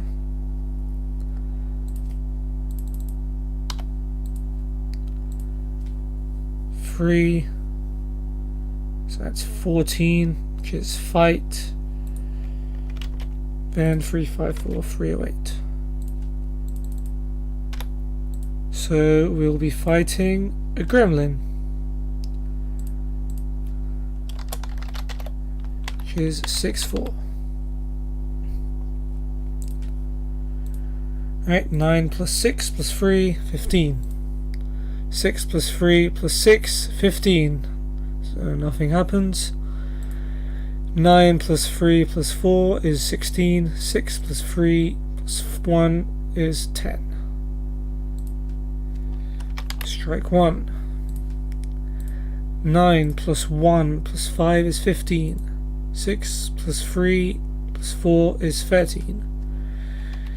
Goodbye, gremlin. Okay.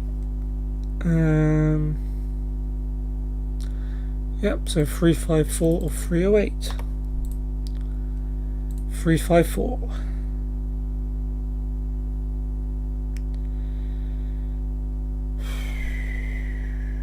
Three, 5, 4.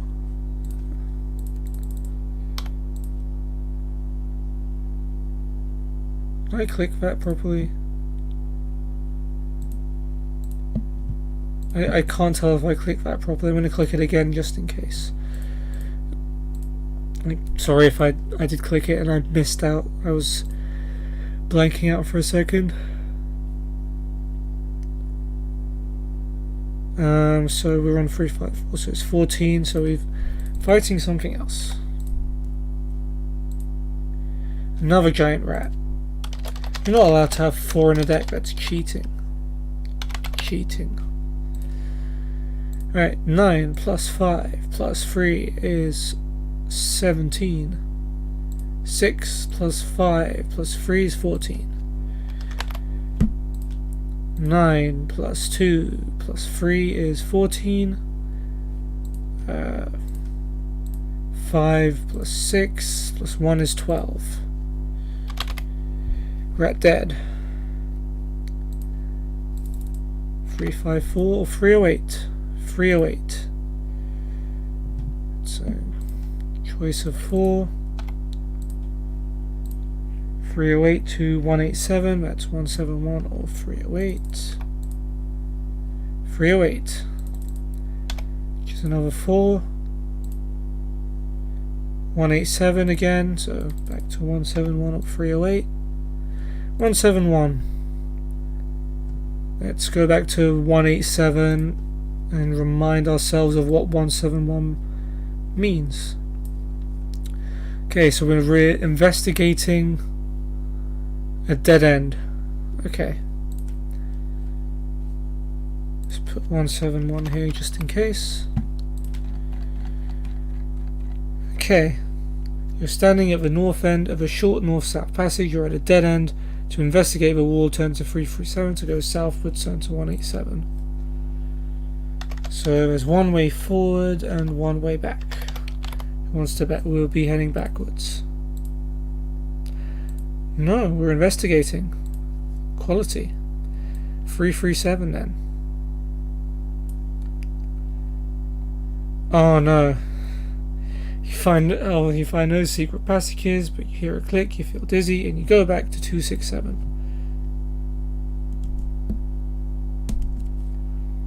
Okay. So I guess I'm going to change 337 to 267.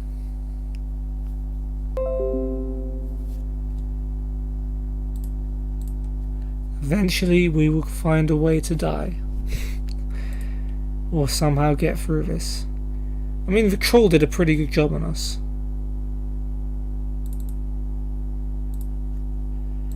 So we are back to 267 basically.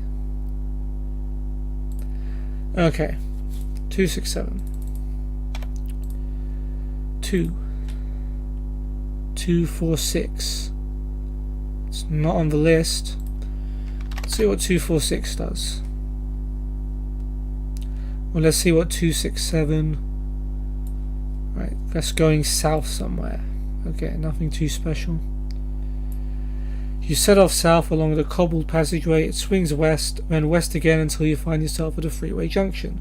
I can go northwest or back east. So 246, 329, 180 or 70. None of those are repeats, I think. So we're on the right track. Like to think so. We'll be going to 329, so we will go north. Wait, 329, is that not where we just were? You set off and find yourself in the middle of a north-south passageway. There is a door in the western wall of the passage. Opposite the door is a passage going off eastwards. To the north you can see a door some meters ahead. To the south you can see a junction. Which will I choose? The door in the west wall, the door to the north, east or south? Okay, so 329. That gives me 157, 392, 299 or 238. How many of those are ways back? Honestly, it looks like, yeah, none of them. Okay, so we're heading forwards. Cool. What's up next? 392. We're going through the door.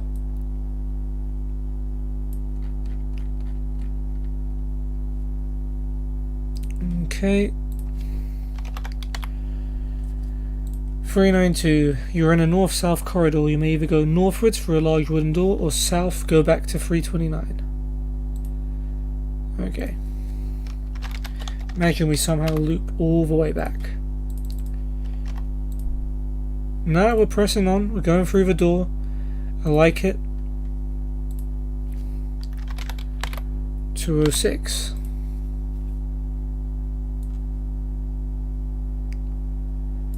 You enter a large square room. In the center of a room is a grey-haired old man sitting at a desk. His desk is covered in papers and parchments of various sorts, and he holds a long quill pen. He is surrounded by books. Thousands of them line the shelves around the walls from floor to ceiling. As you enter, he looks up at you. Will he recognize you? If you have been in this room before, turn to 284. If not, turn to 341. Ooh. I have not been in this room before, so I will go to 341. So if I end up back there, wonder what will happen. The old man glares at you as you enter the room. You may either apologize, explain that you lost your way and leave through either the door in the west or south walls, or alternatively you may try to talk to the old man. If I want to talk to him, I can either be pleasant or demand that he answers my questions. Is this old man the Warlock from the start of the story? I am intrigued. And this is the only chance I'm ever going to get to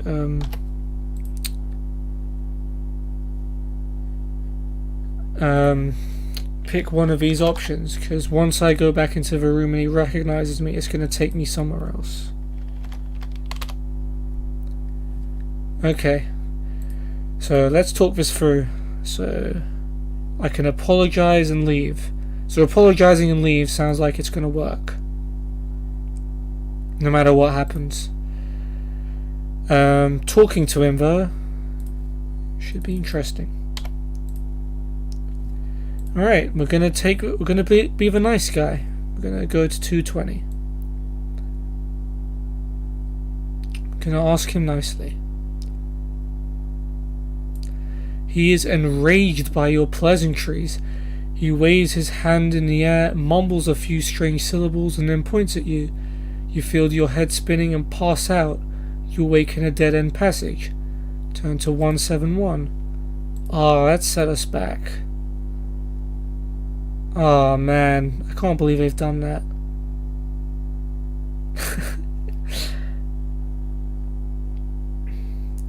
Wait, is one...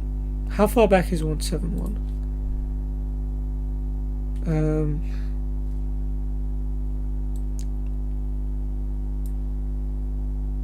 337 or 187? And 337 basically took you to 267, right? Yeah. Okay. So we've been set back. But next time the Warlock will recognize us, or the old man will recognize us, and we'll see what happens there.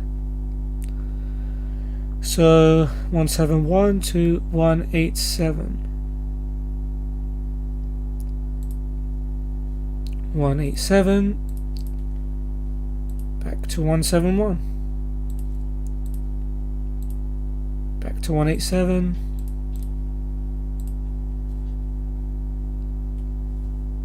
And then 308.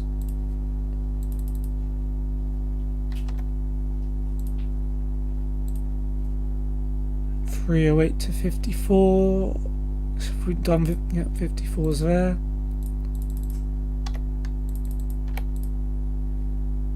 54 back to 308. Yep, right back into that starting loop.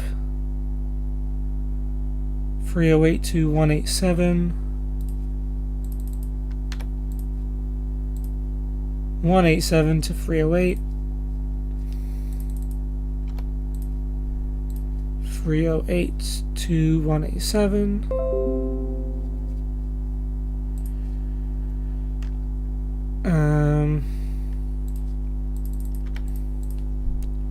Back to 308. 160. Looks like a new one.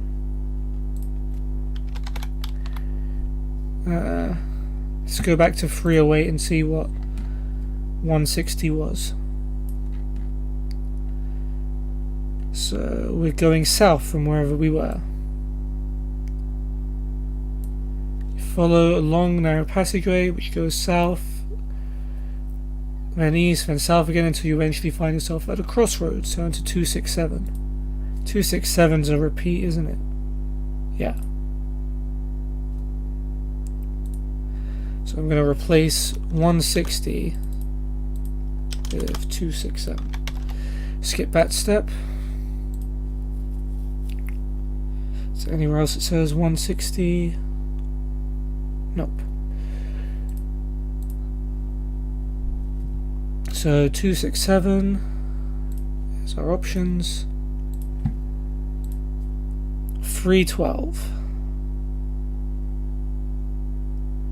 Doesn't look like we've done that before. Cool.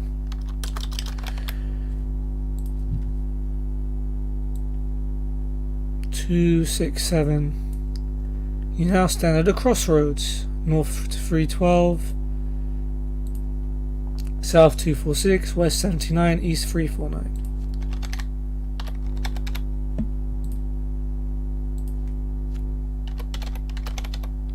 Okay.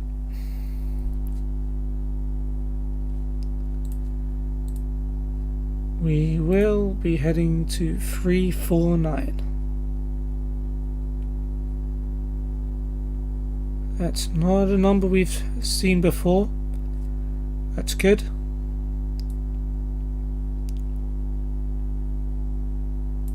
You walk a few meters down the passage and find yourself at a dead end.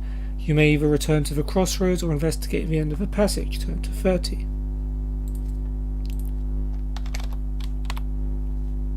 Three, 4, 9 is 2, 6, 7 or 30. 2, 6, 7, yeah, that's on this list, and 30 is not on this list. So 30 we haven't done before, so we're hoping for a number 2 maybe. Get a number 1. Okay, so we head up to 2, 6, 7.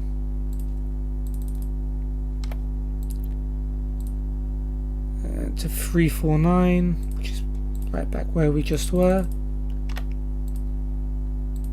Back to 2, 6, 7.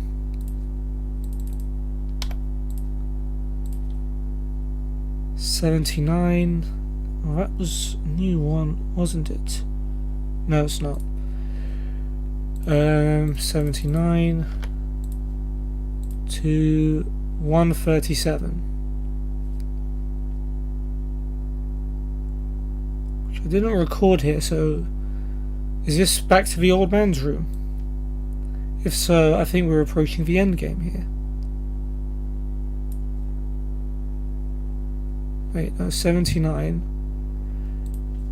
What was 79? This. The passageway ends in front of you if you wish to search for secret passageways, if not, return to the crossroads. Okay, so I think we hadn't done 137 before. So let's do 137. You find no secret passages, but as you press the wall you hear a click. You feel dizzy and slump to the ground. When you come to, you do not recognize your surroundings. Turn to 354. So I'm going to replace 137 with 354. Okay. Back to another crossroads.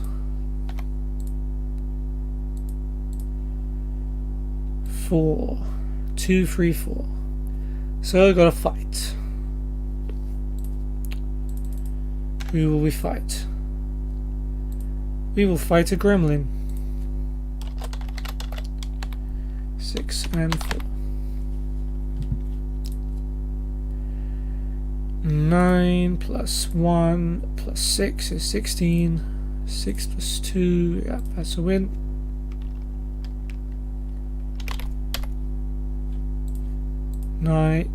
9 plus 6 plus 5, 20. It's already a win. Okay, and we have a choice. We were on 2, 3, 4, weren't we?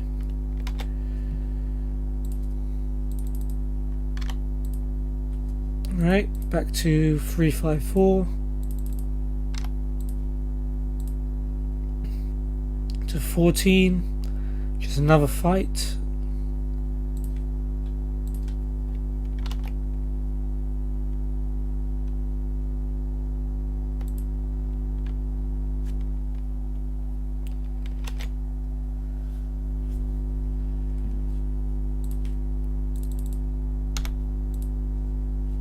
And we will fight 6-5 skeleton.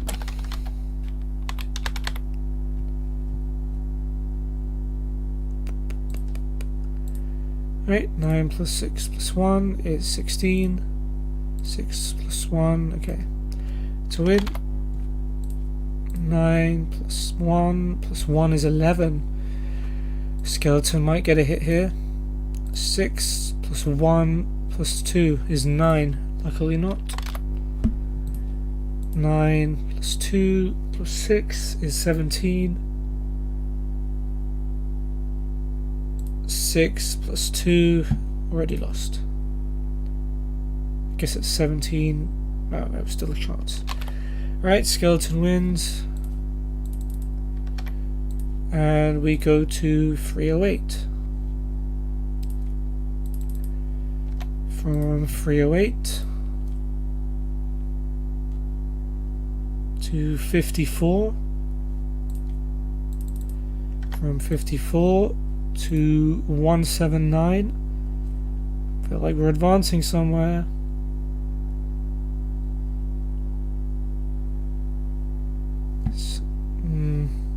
Is this the room? I feel like this might be the room with the Warlock in it. Or I keep calling him a Warlock. I'm assuming he's a Warlock because he's an old man, and this is called the Warlock of Firetop Mountain. Yeah. I do have 54 here, never mind. Silly me. So 54 to 179. Oh, we did that. Oh, this is a new room, yeah. So we chose to go through a door instead of turn around when previously. Okay, I see there's something new here. Cool, you have entered a large square room. Broken pottery lies scattered all about. One large clay vase is untouched and is full of clear liquid. A large bowl is full of gold coins. Oh, money. As you enter the room, the door slams behind you, and you swing round to face a strange-looking creature, half man, half bull, who is glaring at you. He is a minotaur, and he stalks towards you. He lowers his head, horns pointing at your chest, and charges. You must fight him. After 3 attack rounds, you maneuver yourself round to be able to run through the door. If you wish to escape, you can turn to 54. If I continue fighting and kill him, I can turn to 258. And if I've already killed the minotaur, I go to 54. And that is one tough minotaur. So, skill 9, stamina 9.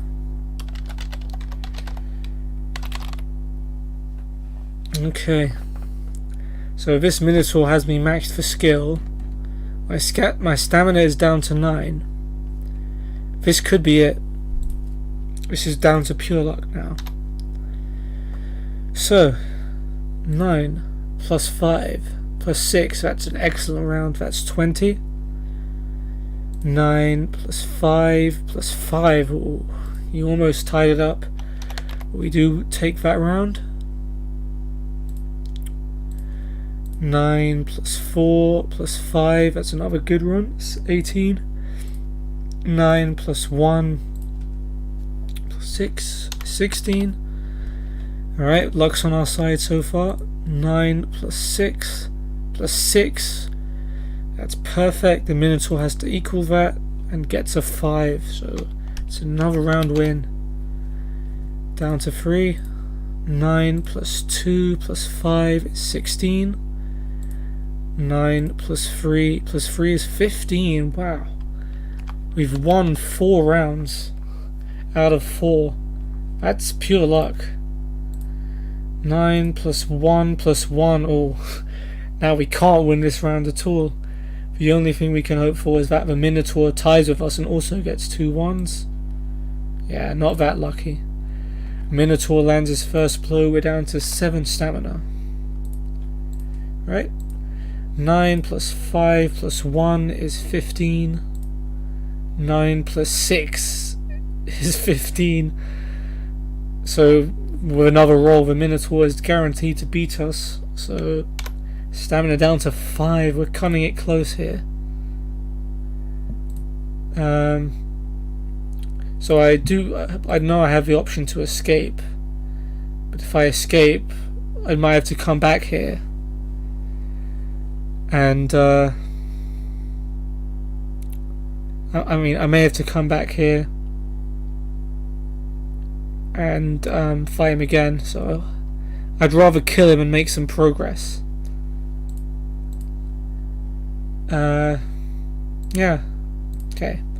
9 plus 6 plus 5 is 20. This might be the clincher for us. 9 plus 2. Great. Okay. Minotaur is defeated. We're almost dead, but the Minotaur is down.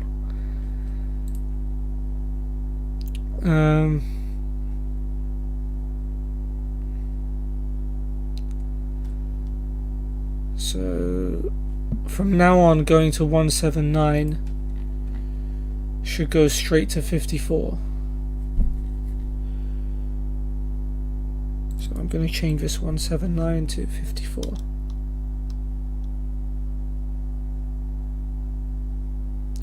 But this is 54.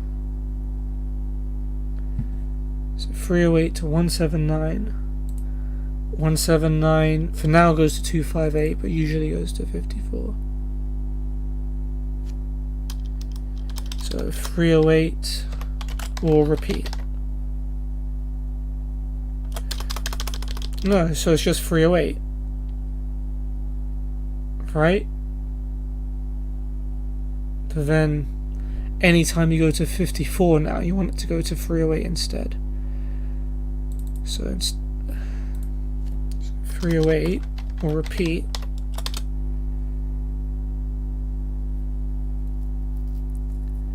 Does that say 54 anywhere else?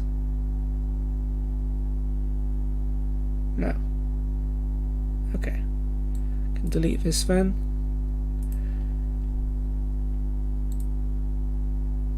Okay. So from now on, if we ever go to 54, we go to 308 instead. I think I've done that right. But for now, we go to 258. And yeah, there was some stuff with stuff in it. You sort through the broken pots and find little of interest. The liquid looks, smells, and tastes like water. The coins in the pot are a fraud. 8 genuine gold pieces lie on the surface of a pile, and you may take these, but underneath are merely painted pieces of pot. Okay, let's add that. So that's 8 more gold, which takes us to 16. As you tip the vase out, it slips and breaks. A red-coloured key appears, hidden inside a false bottom. You may take this key. It is inscribed with the number 111. That could be a huge moment. It could be a huge moment. A red-coloured key. 111.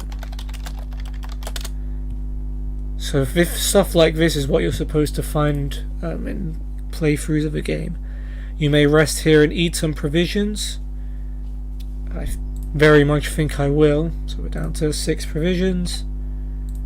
And we're up to 9 stamina. So we've got a bit more health. You may add 2 luck points for defeating the Minotaur. Finally, you leave the room, turn to 54. Well, we're still maxed out on luck, so we don't need any more luck points. Or we can't get any more. But yeah, and 54 redirects to 308 now. Because the only ways to go from 54, double check this, are 179, which is going to the same room, or 308. So from now on, it's just 308.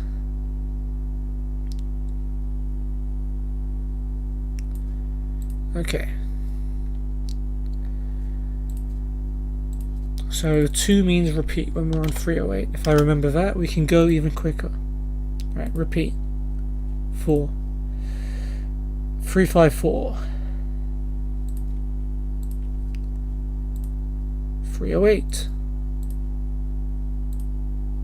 187. 171.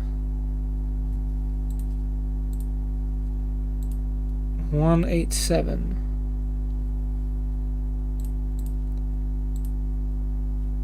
171. 187. 308. Repeat. 267.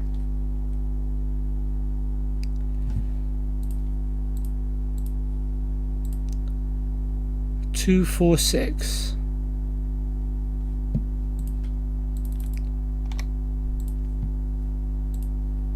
180. It's not a number I've got here. That might be something new. So let's head to 246.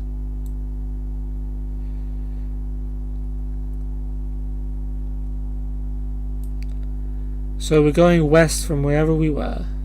Cool. 180. What's that 180? The passageway goes west and then south. Finally you come to a stop at a dead end. You may return to the freeway junction and go east or north, or you may investigate the dead end. Okay. So 180 equals 70, 329, or 22.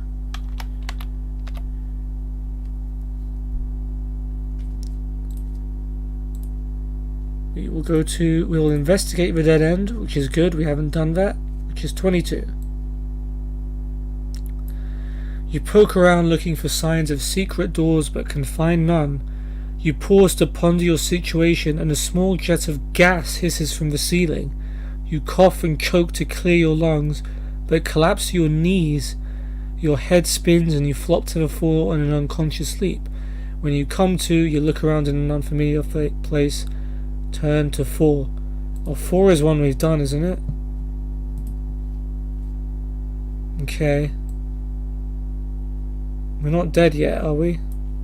Okay, we're not dead. Just randomly started choking. Okay, so I'll replace this 22 with 4, since there's only one way to go. 4. You find yourself in a north-south corridor. To the north, the passage turns east some meters ahead. To investigate, or turn south. Or to the south of the passageway also turns east, so I can go north or south. So from 4, it's 46 or 332. Actually, maybe I haven't been here. Don't recognize any of those numbers. Maybe we have progressed.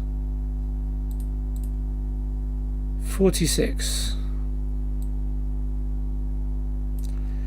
You're standing in a short east-west passageway with a door blocking the way to the east. To the west, the passage turns southwards after several meters.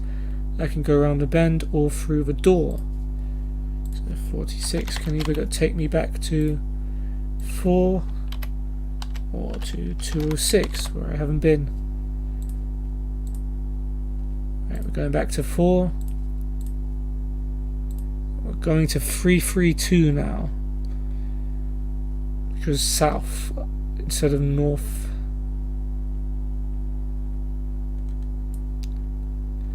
To find yourself at a door blocking the east end of an east-west passage. To go through the door, turn to 329 or go back to 4. Okay, so this is sort of loop 332, sort of looping round. 329 or 4. Both of which we've been to. Okay, we're going back to 4. And then to 46. Now to 206 for the first time. 46 was...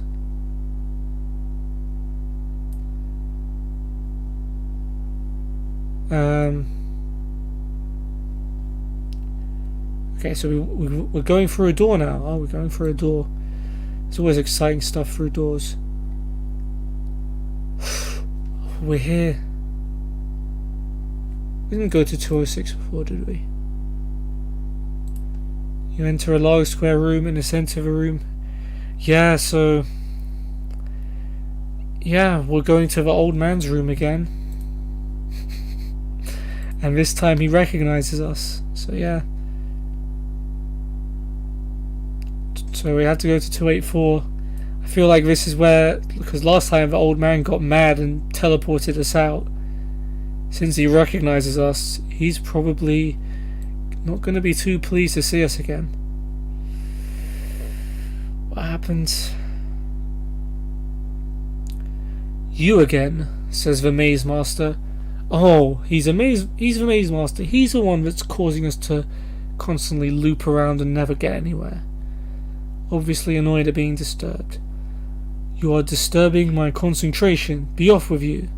You begin to explain that you only returned by mistake, but as you open your mouth, an icy glare from the old man silences you. You decide to leave him to it, to leave either west or turn to 46, leave either south, turn to 392. Okay. So 46 or 392. So okay, the old man doesn't get too mad. He doesn't want to... Yeah. Okay.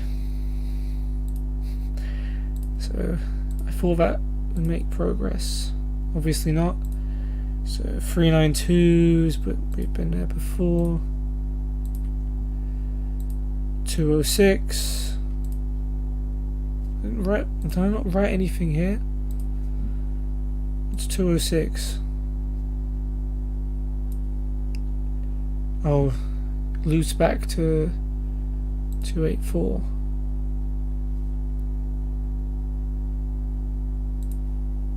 Yeah. So I'll change 206 to 284.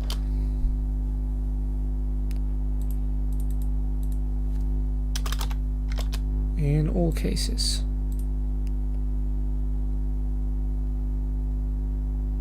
Yep, okay, 284. 46. 4. 3, 3, 2. 329.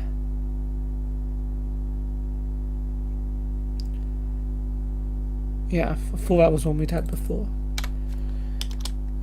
Didn't mean to do that. 329 to 392.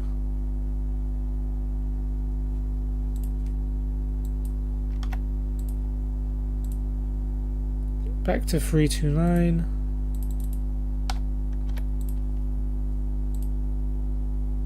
One 157.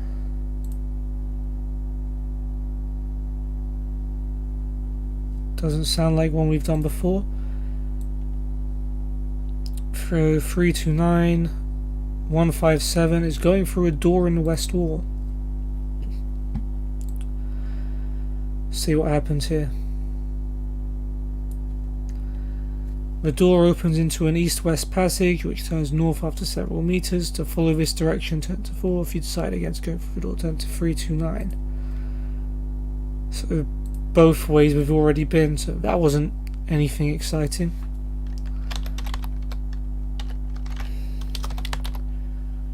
Okay, carrying on. 329.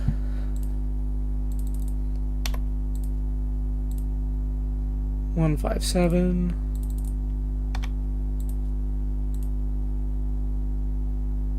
329.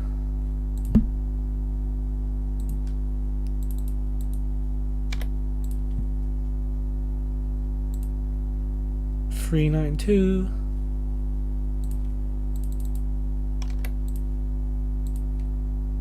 284. 46. 4.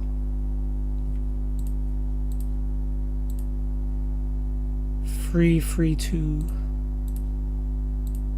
329.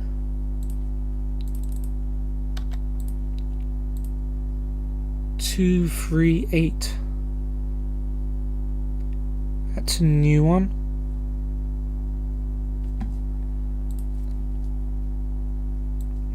Where was 29?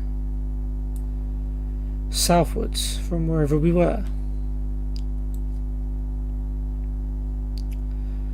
238. You're at a freeway junction. Go east, west, or north.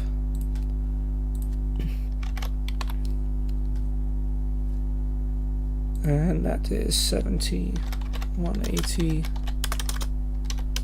or 329.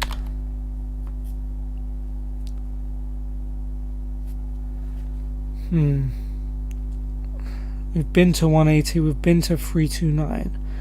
We haven't been to 70. Alright, 180.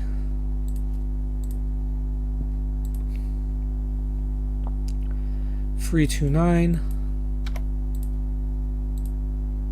238. 329. 157.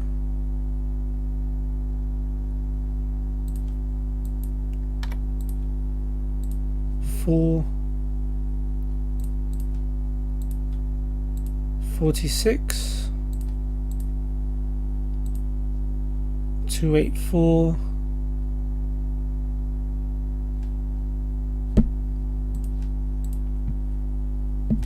392.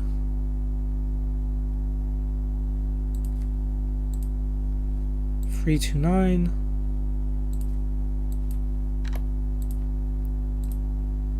238. 329.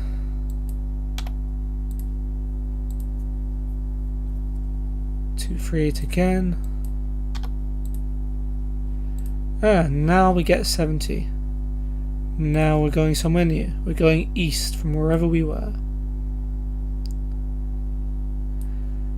You follow the cobbled corridor east, then north, then east again, and finally north until you wind up at a crossroads. Turn to 267. So any time it's 70, I'm changing that to 267.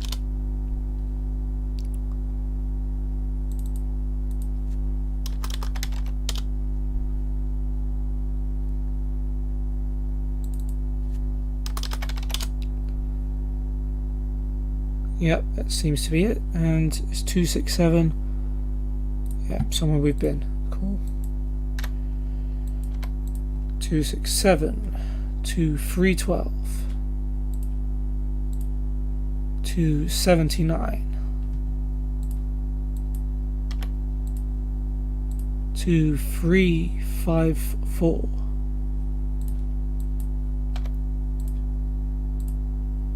to 14, which gives us a fight. We will fight the skeleton.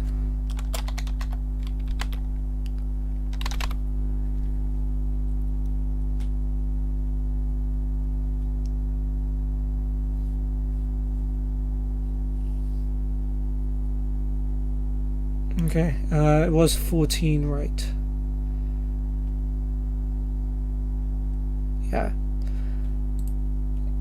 Yeah, 14. Okay. Fight the skeleton. I've got 9, he's got 6. Okay. 9 plus 1 plus 1 is 11. Skeleton. 6 plus 4 plus 3, 13. We take a hit. 9 plus 3 plus 2 is 13. No, 14. 6 plus 2 plus 6 is 14. Tie. 9 plus 5 plus 6 is 20. There's already no chance of skeleton beating that. 9 plus 3 plus 3 is 15. 6 plus 2. Okay, that's already a win. 9 plus 3 plus 5 is 17. 6 plus 1. Yep. Win. And cool. That takes us to 308. Repeat. 187. 171. Back to 187. And 308.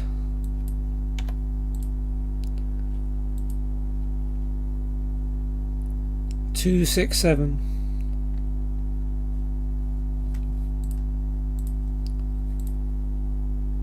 349.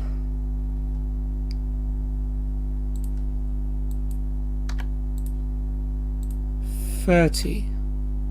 Do we have a 30? We don't have a 30. Something we've not done yet, perhaps. So what's 349 then? Investigate the end of a passage.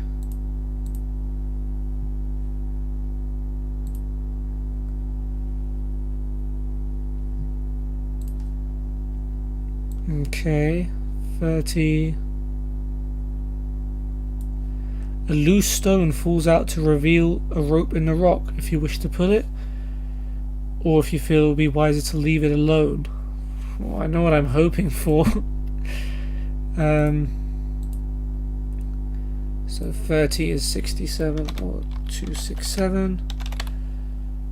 So we got there from 267, right? No.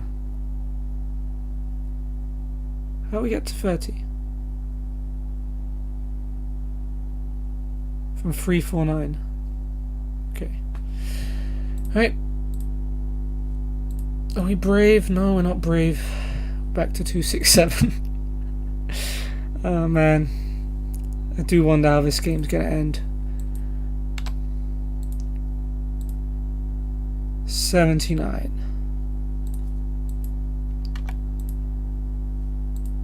354.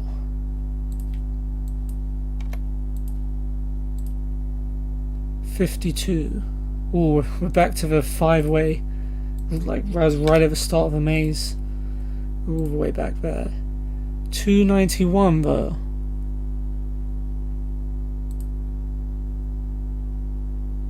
I don't see a 291. Maybe we haven't been there. So where was 291? Going east.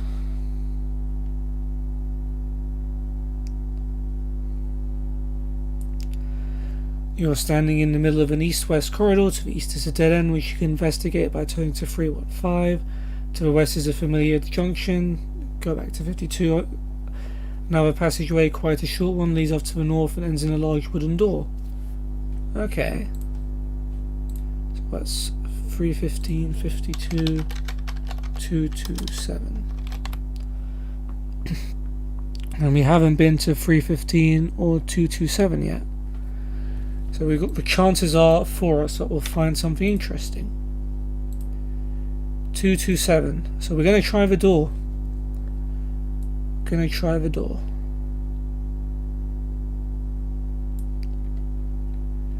The door opens and you find yourself in a small smoke-filled room. Sitting in a room around a wooden table are 4 tiny men, each about 1 meter tall, but all are apparently fully mature, with weathered skin and long, bushy beards. They are cursing, laughing and joking as they play a card game. Each one is leaning back on his tiny chair, puffing a long clay pipe. On the table are a number of copper coins and 4 mugs of ale. As you walk in, their merriment stops. They are on their guard, but don't appear to be too dangerous. One stands up and makes some comment about your lack of manners, not knocking before you came in. The others nod their agreement. Do I chat to them and try to befriend them? Apologize, bow and leave the room? Offer to join in their card game, or draw your sword and go for the leader? If I've already been here, I find it empty. Turn to 291. That's interesting.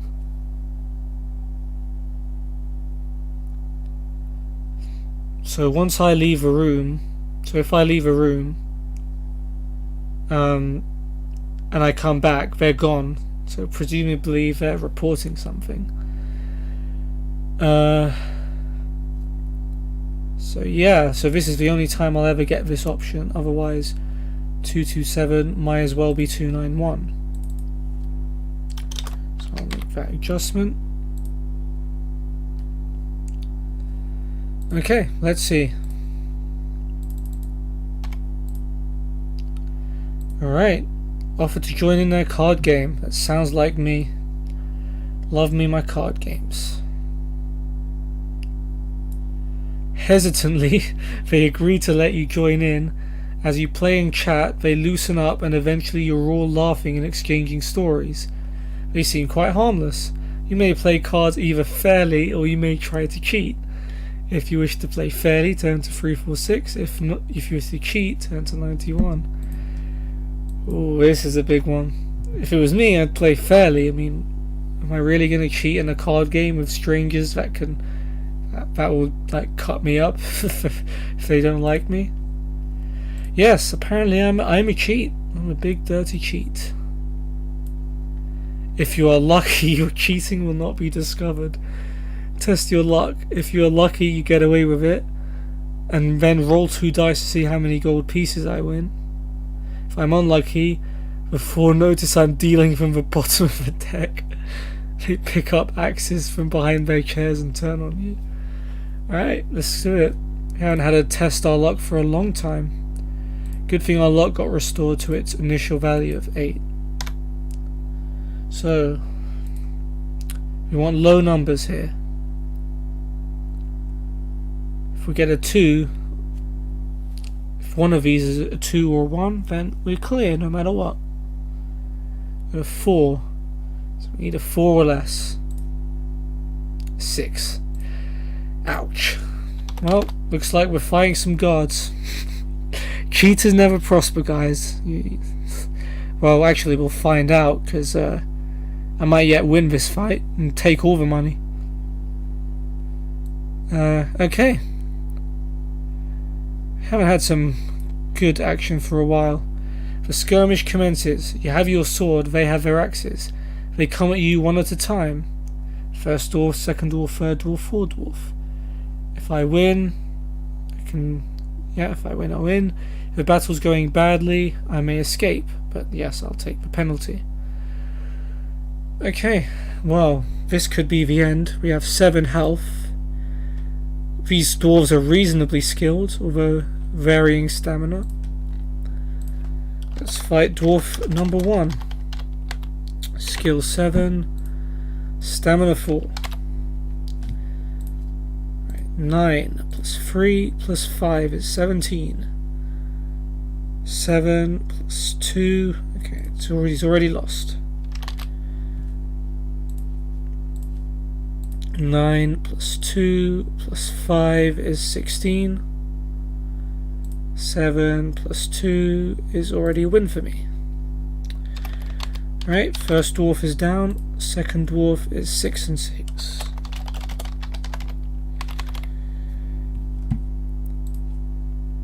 Nine plus 4 plus 3 is 16.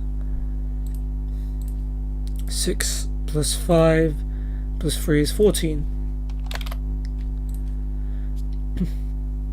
9 plus 4 plus 1 is 14. 6 plus 5 plus 1 is 12. One more should do it. 9 plus 4 plus 1 is 14. 6 plus 1 is already a win. Dwarf number 3. 7 skill, 5 stamina. This is our third and fourth dwarf are the toughest ones. So 9 plus 6 plus 5 is 20. Unreachable from 7, so that's a win. 9 plus 3 plus 2 is 14. 6 plus 4 plus 4 is 14, so that's a tie.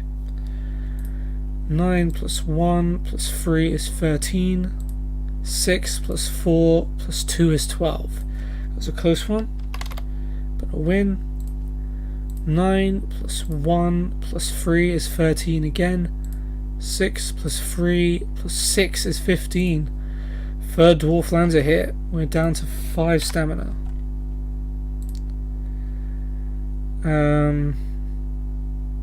Okay. 9 plus 2 plus 3 is 14. 7, sorry.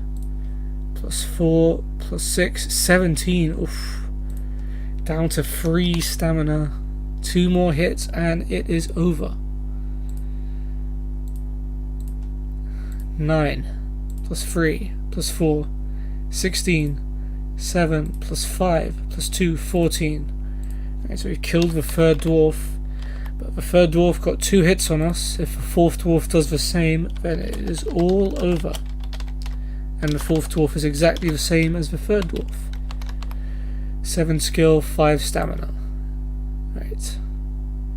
9 plus 6 plus 4 is 19. Yeah? Yeah, I'm right. Yeah. So he can only equal it with 2 6s. Doesn't get it. First hit is mine. 9 plus 5 plus 2 is 16. 7 plus 5 plus 2 is 14. It's another one. One more should do it. 9 plus 2 plus 3 is 14. 7 plus 6 plus 3 is 16. down to 1 stamina. Next blow wins.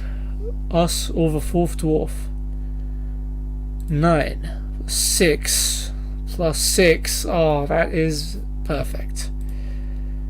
There's no way the 4th dwarf can beat that round, so yeah, we've just about taken out those dwarfs. So yeah, it's 376. But yeah, cheating very nearly killed me. You may collect all the copper pieces on the table. They are worth a total of 4 gold pieces. Okay, so we're up to 20 gold. Then you can leave through the door. You may pause to eat provisions, and I may add 3 luck points. I think I will have to pause to eat provisions. Get that stamina up to 5. Okay, so we're no longer 1 hit from death. And now we can restore some luck, so we're back to our original 8.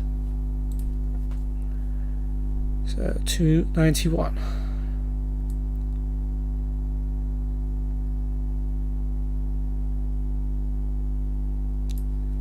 Okay, it's 291. 315, 52. Oh, repeat. Didn't notice that was 291. Okay. 315.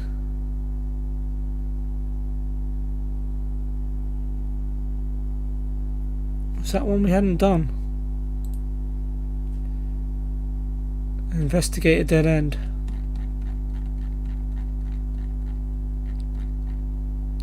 Dead end appears to have no secret passageway, but you can check by turning to 306. If you don't want to double check, turn to 291. So 315 to 306. Have we gone to 306? Nope. 306 would be a new one, or 291.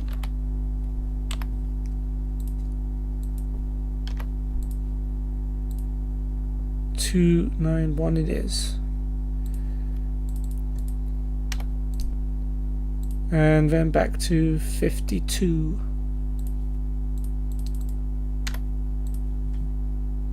52 to 177.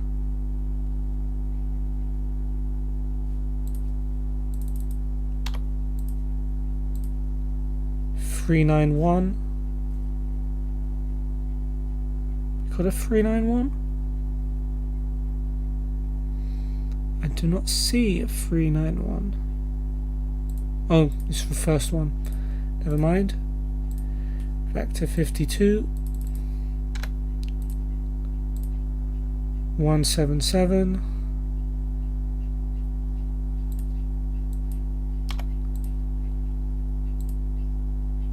175.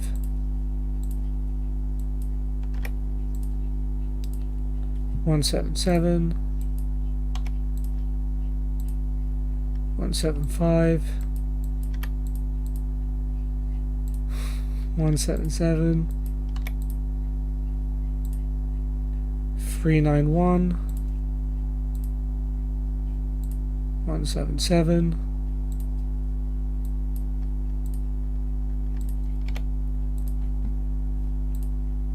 391. 177. 52. 234. It gives us a fight.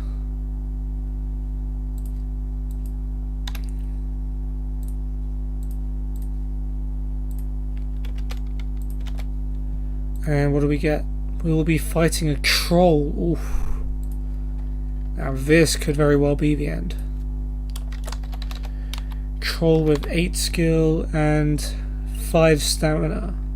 Is that 4 stamina? Sorry. So 1 less stamina than us and 1 less skill than us. This could very easily go horribly wrong. Alright. Let's go. 9 plus 3 plus 5 is 17. 8 plus 1. Okay, he can't win. Troll's down to 2. 9 plus 5 plus 1 is 15. 8 plus 3 plus 6 is 17. Troll hits us, we're down to 3. 9 plus 6 plus 4, that's a good one. That's 19. 8 plus 6 plus 6. Troll got a perfect one. 20. Beats us. That was the only way he could have beaten us. He could have tied with 6 and 5. So we're one hit. Both of us are one hit from death. 9 plus 1. No. Plus 4. 14. Troll. We need 6 or less from 2 rolls to win. It's literally 50-50. 3. We need 3. 3 or below. 6. And that's it. It's over.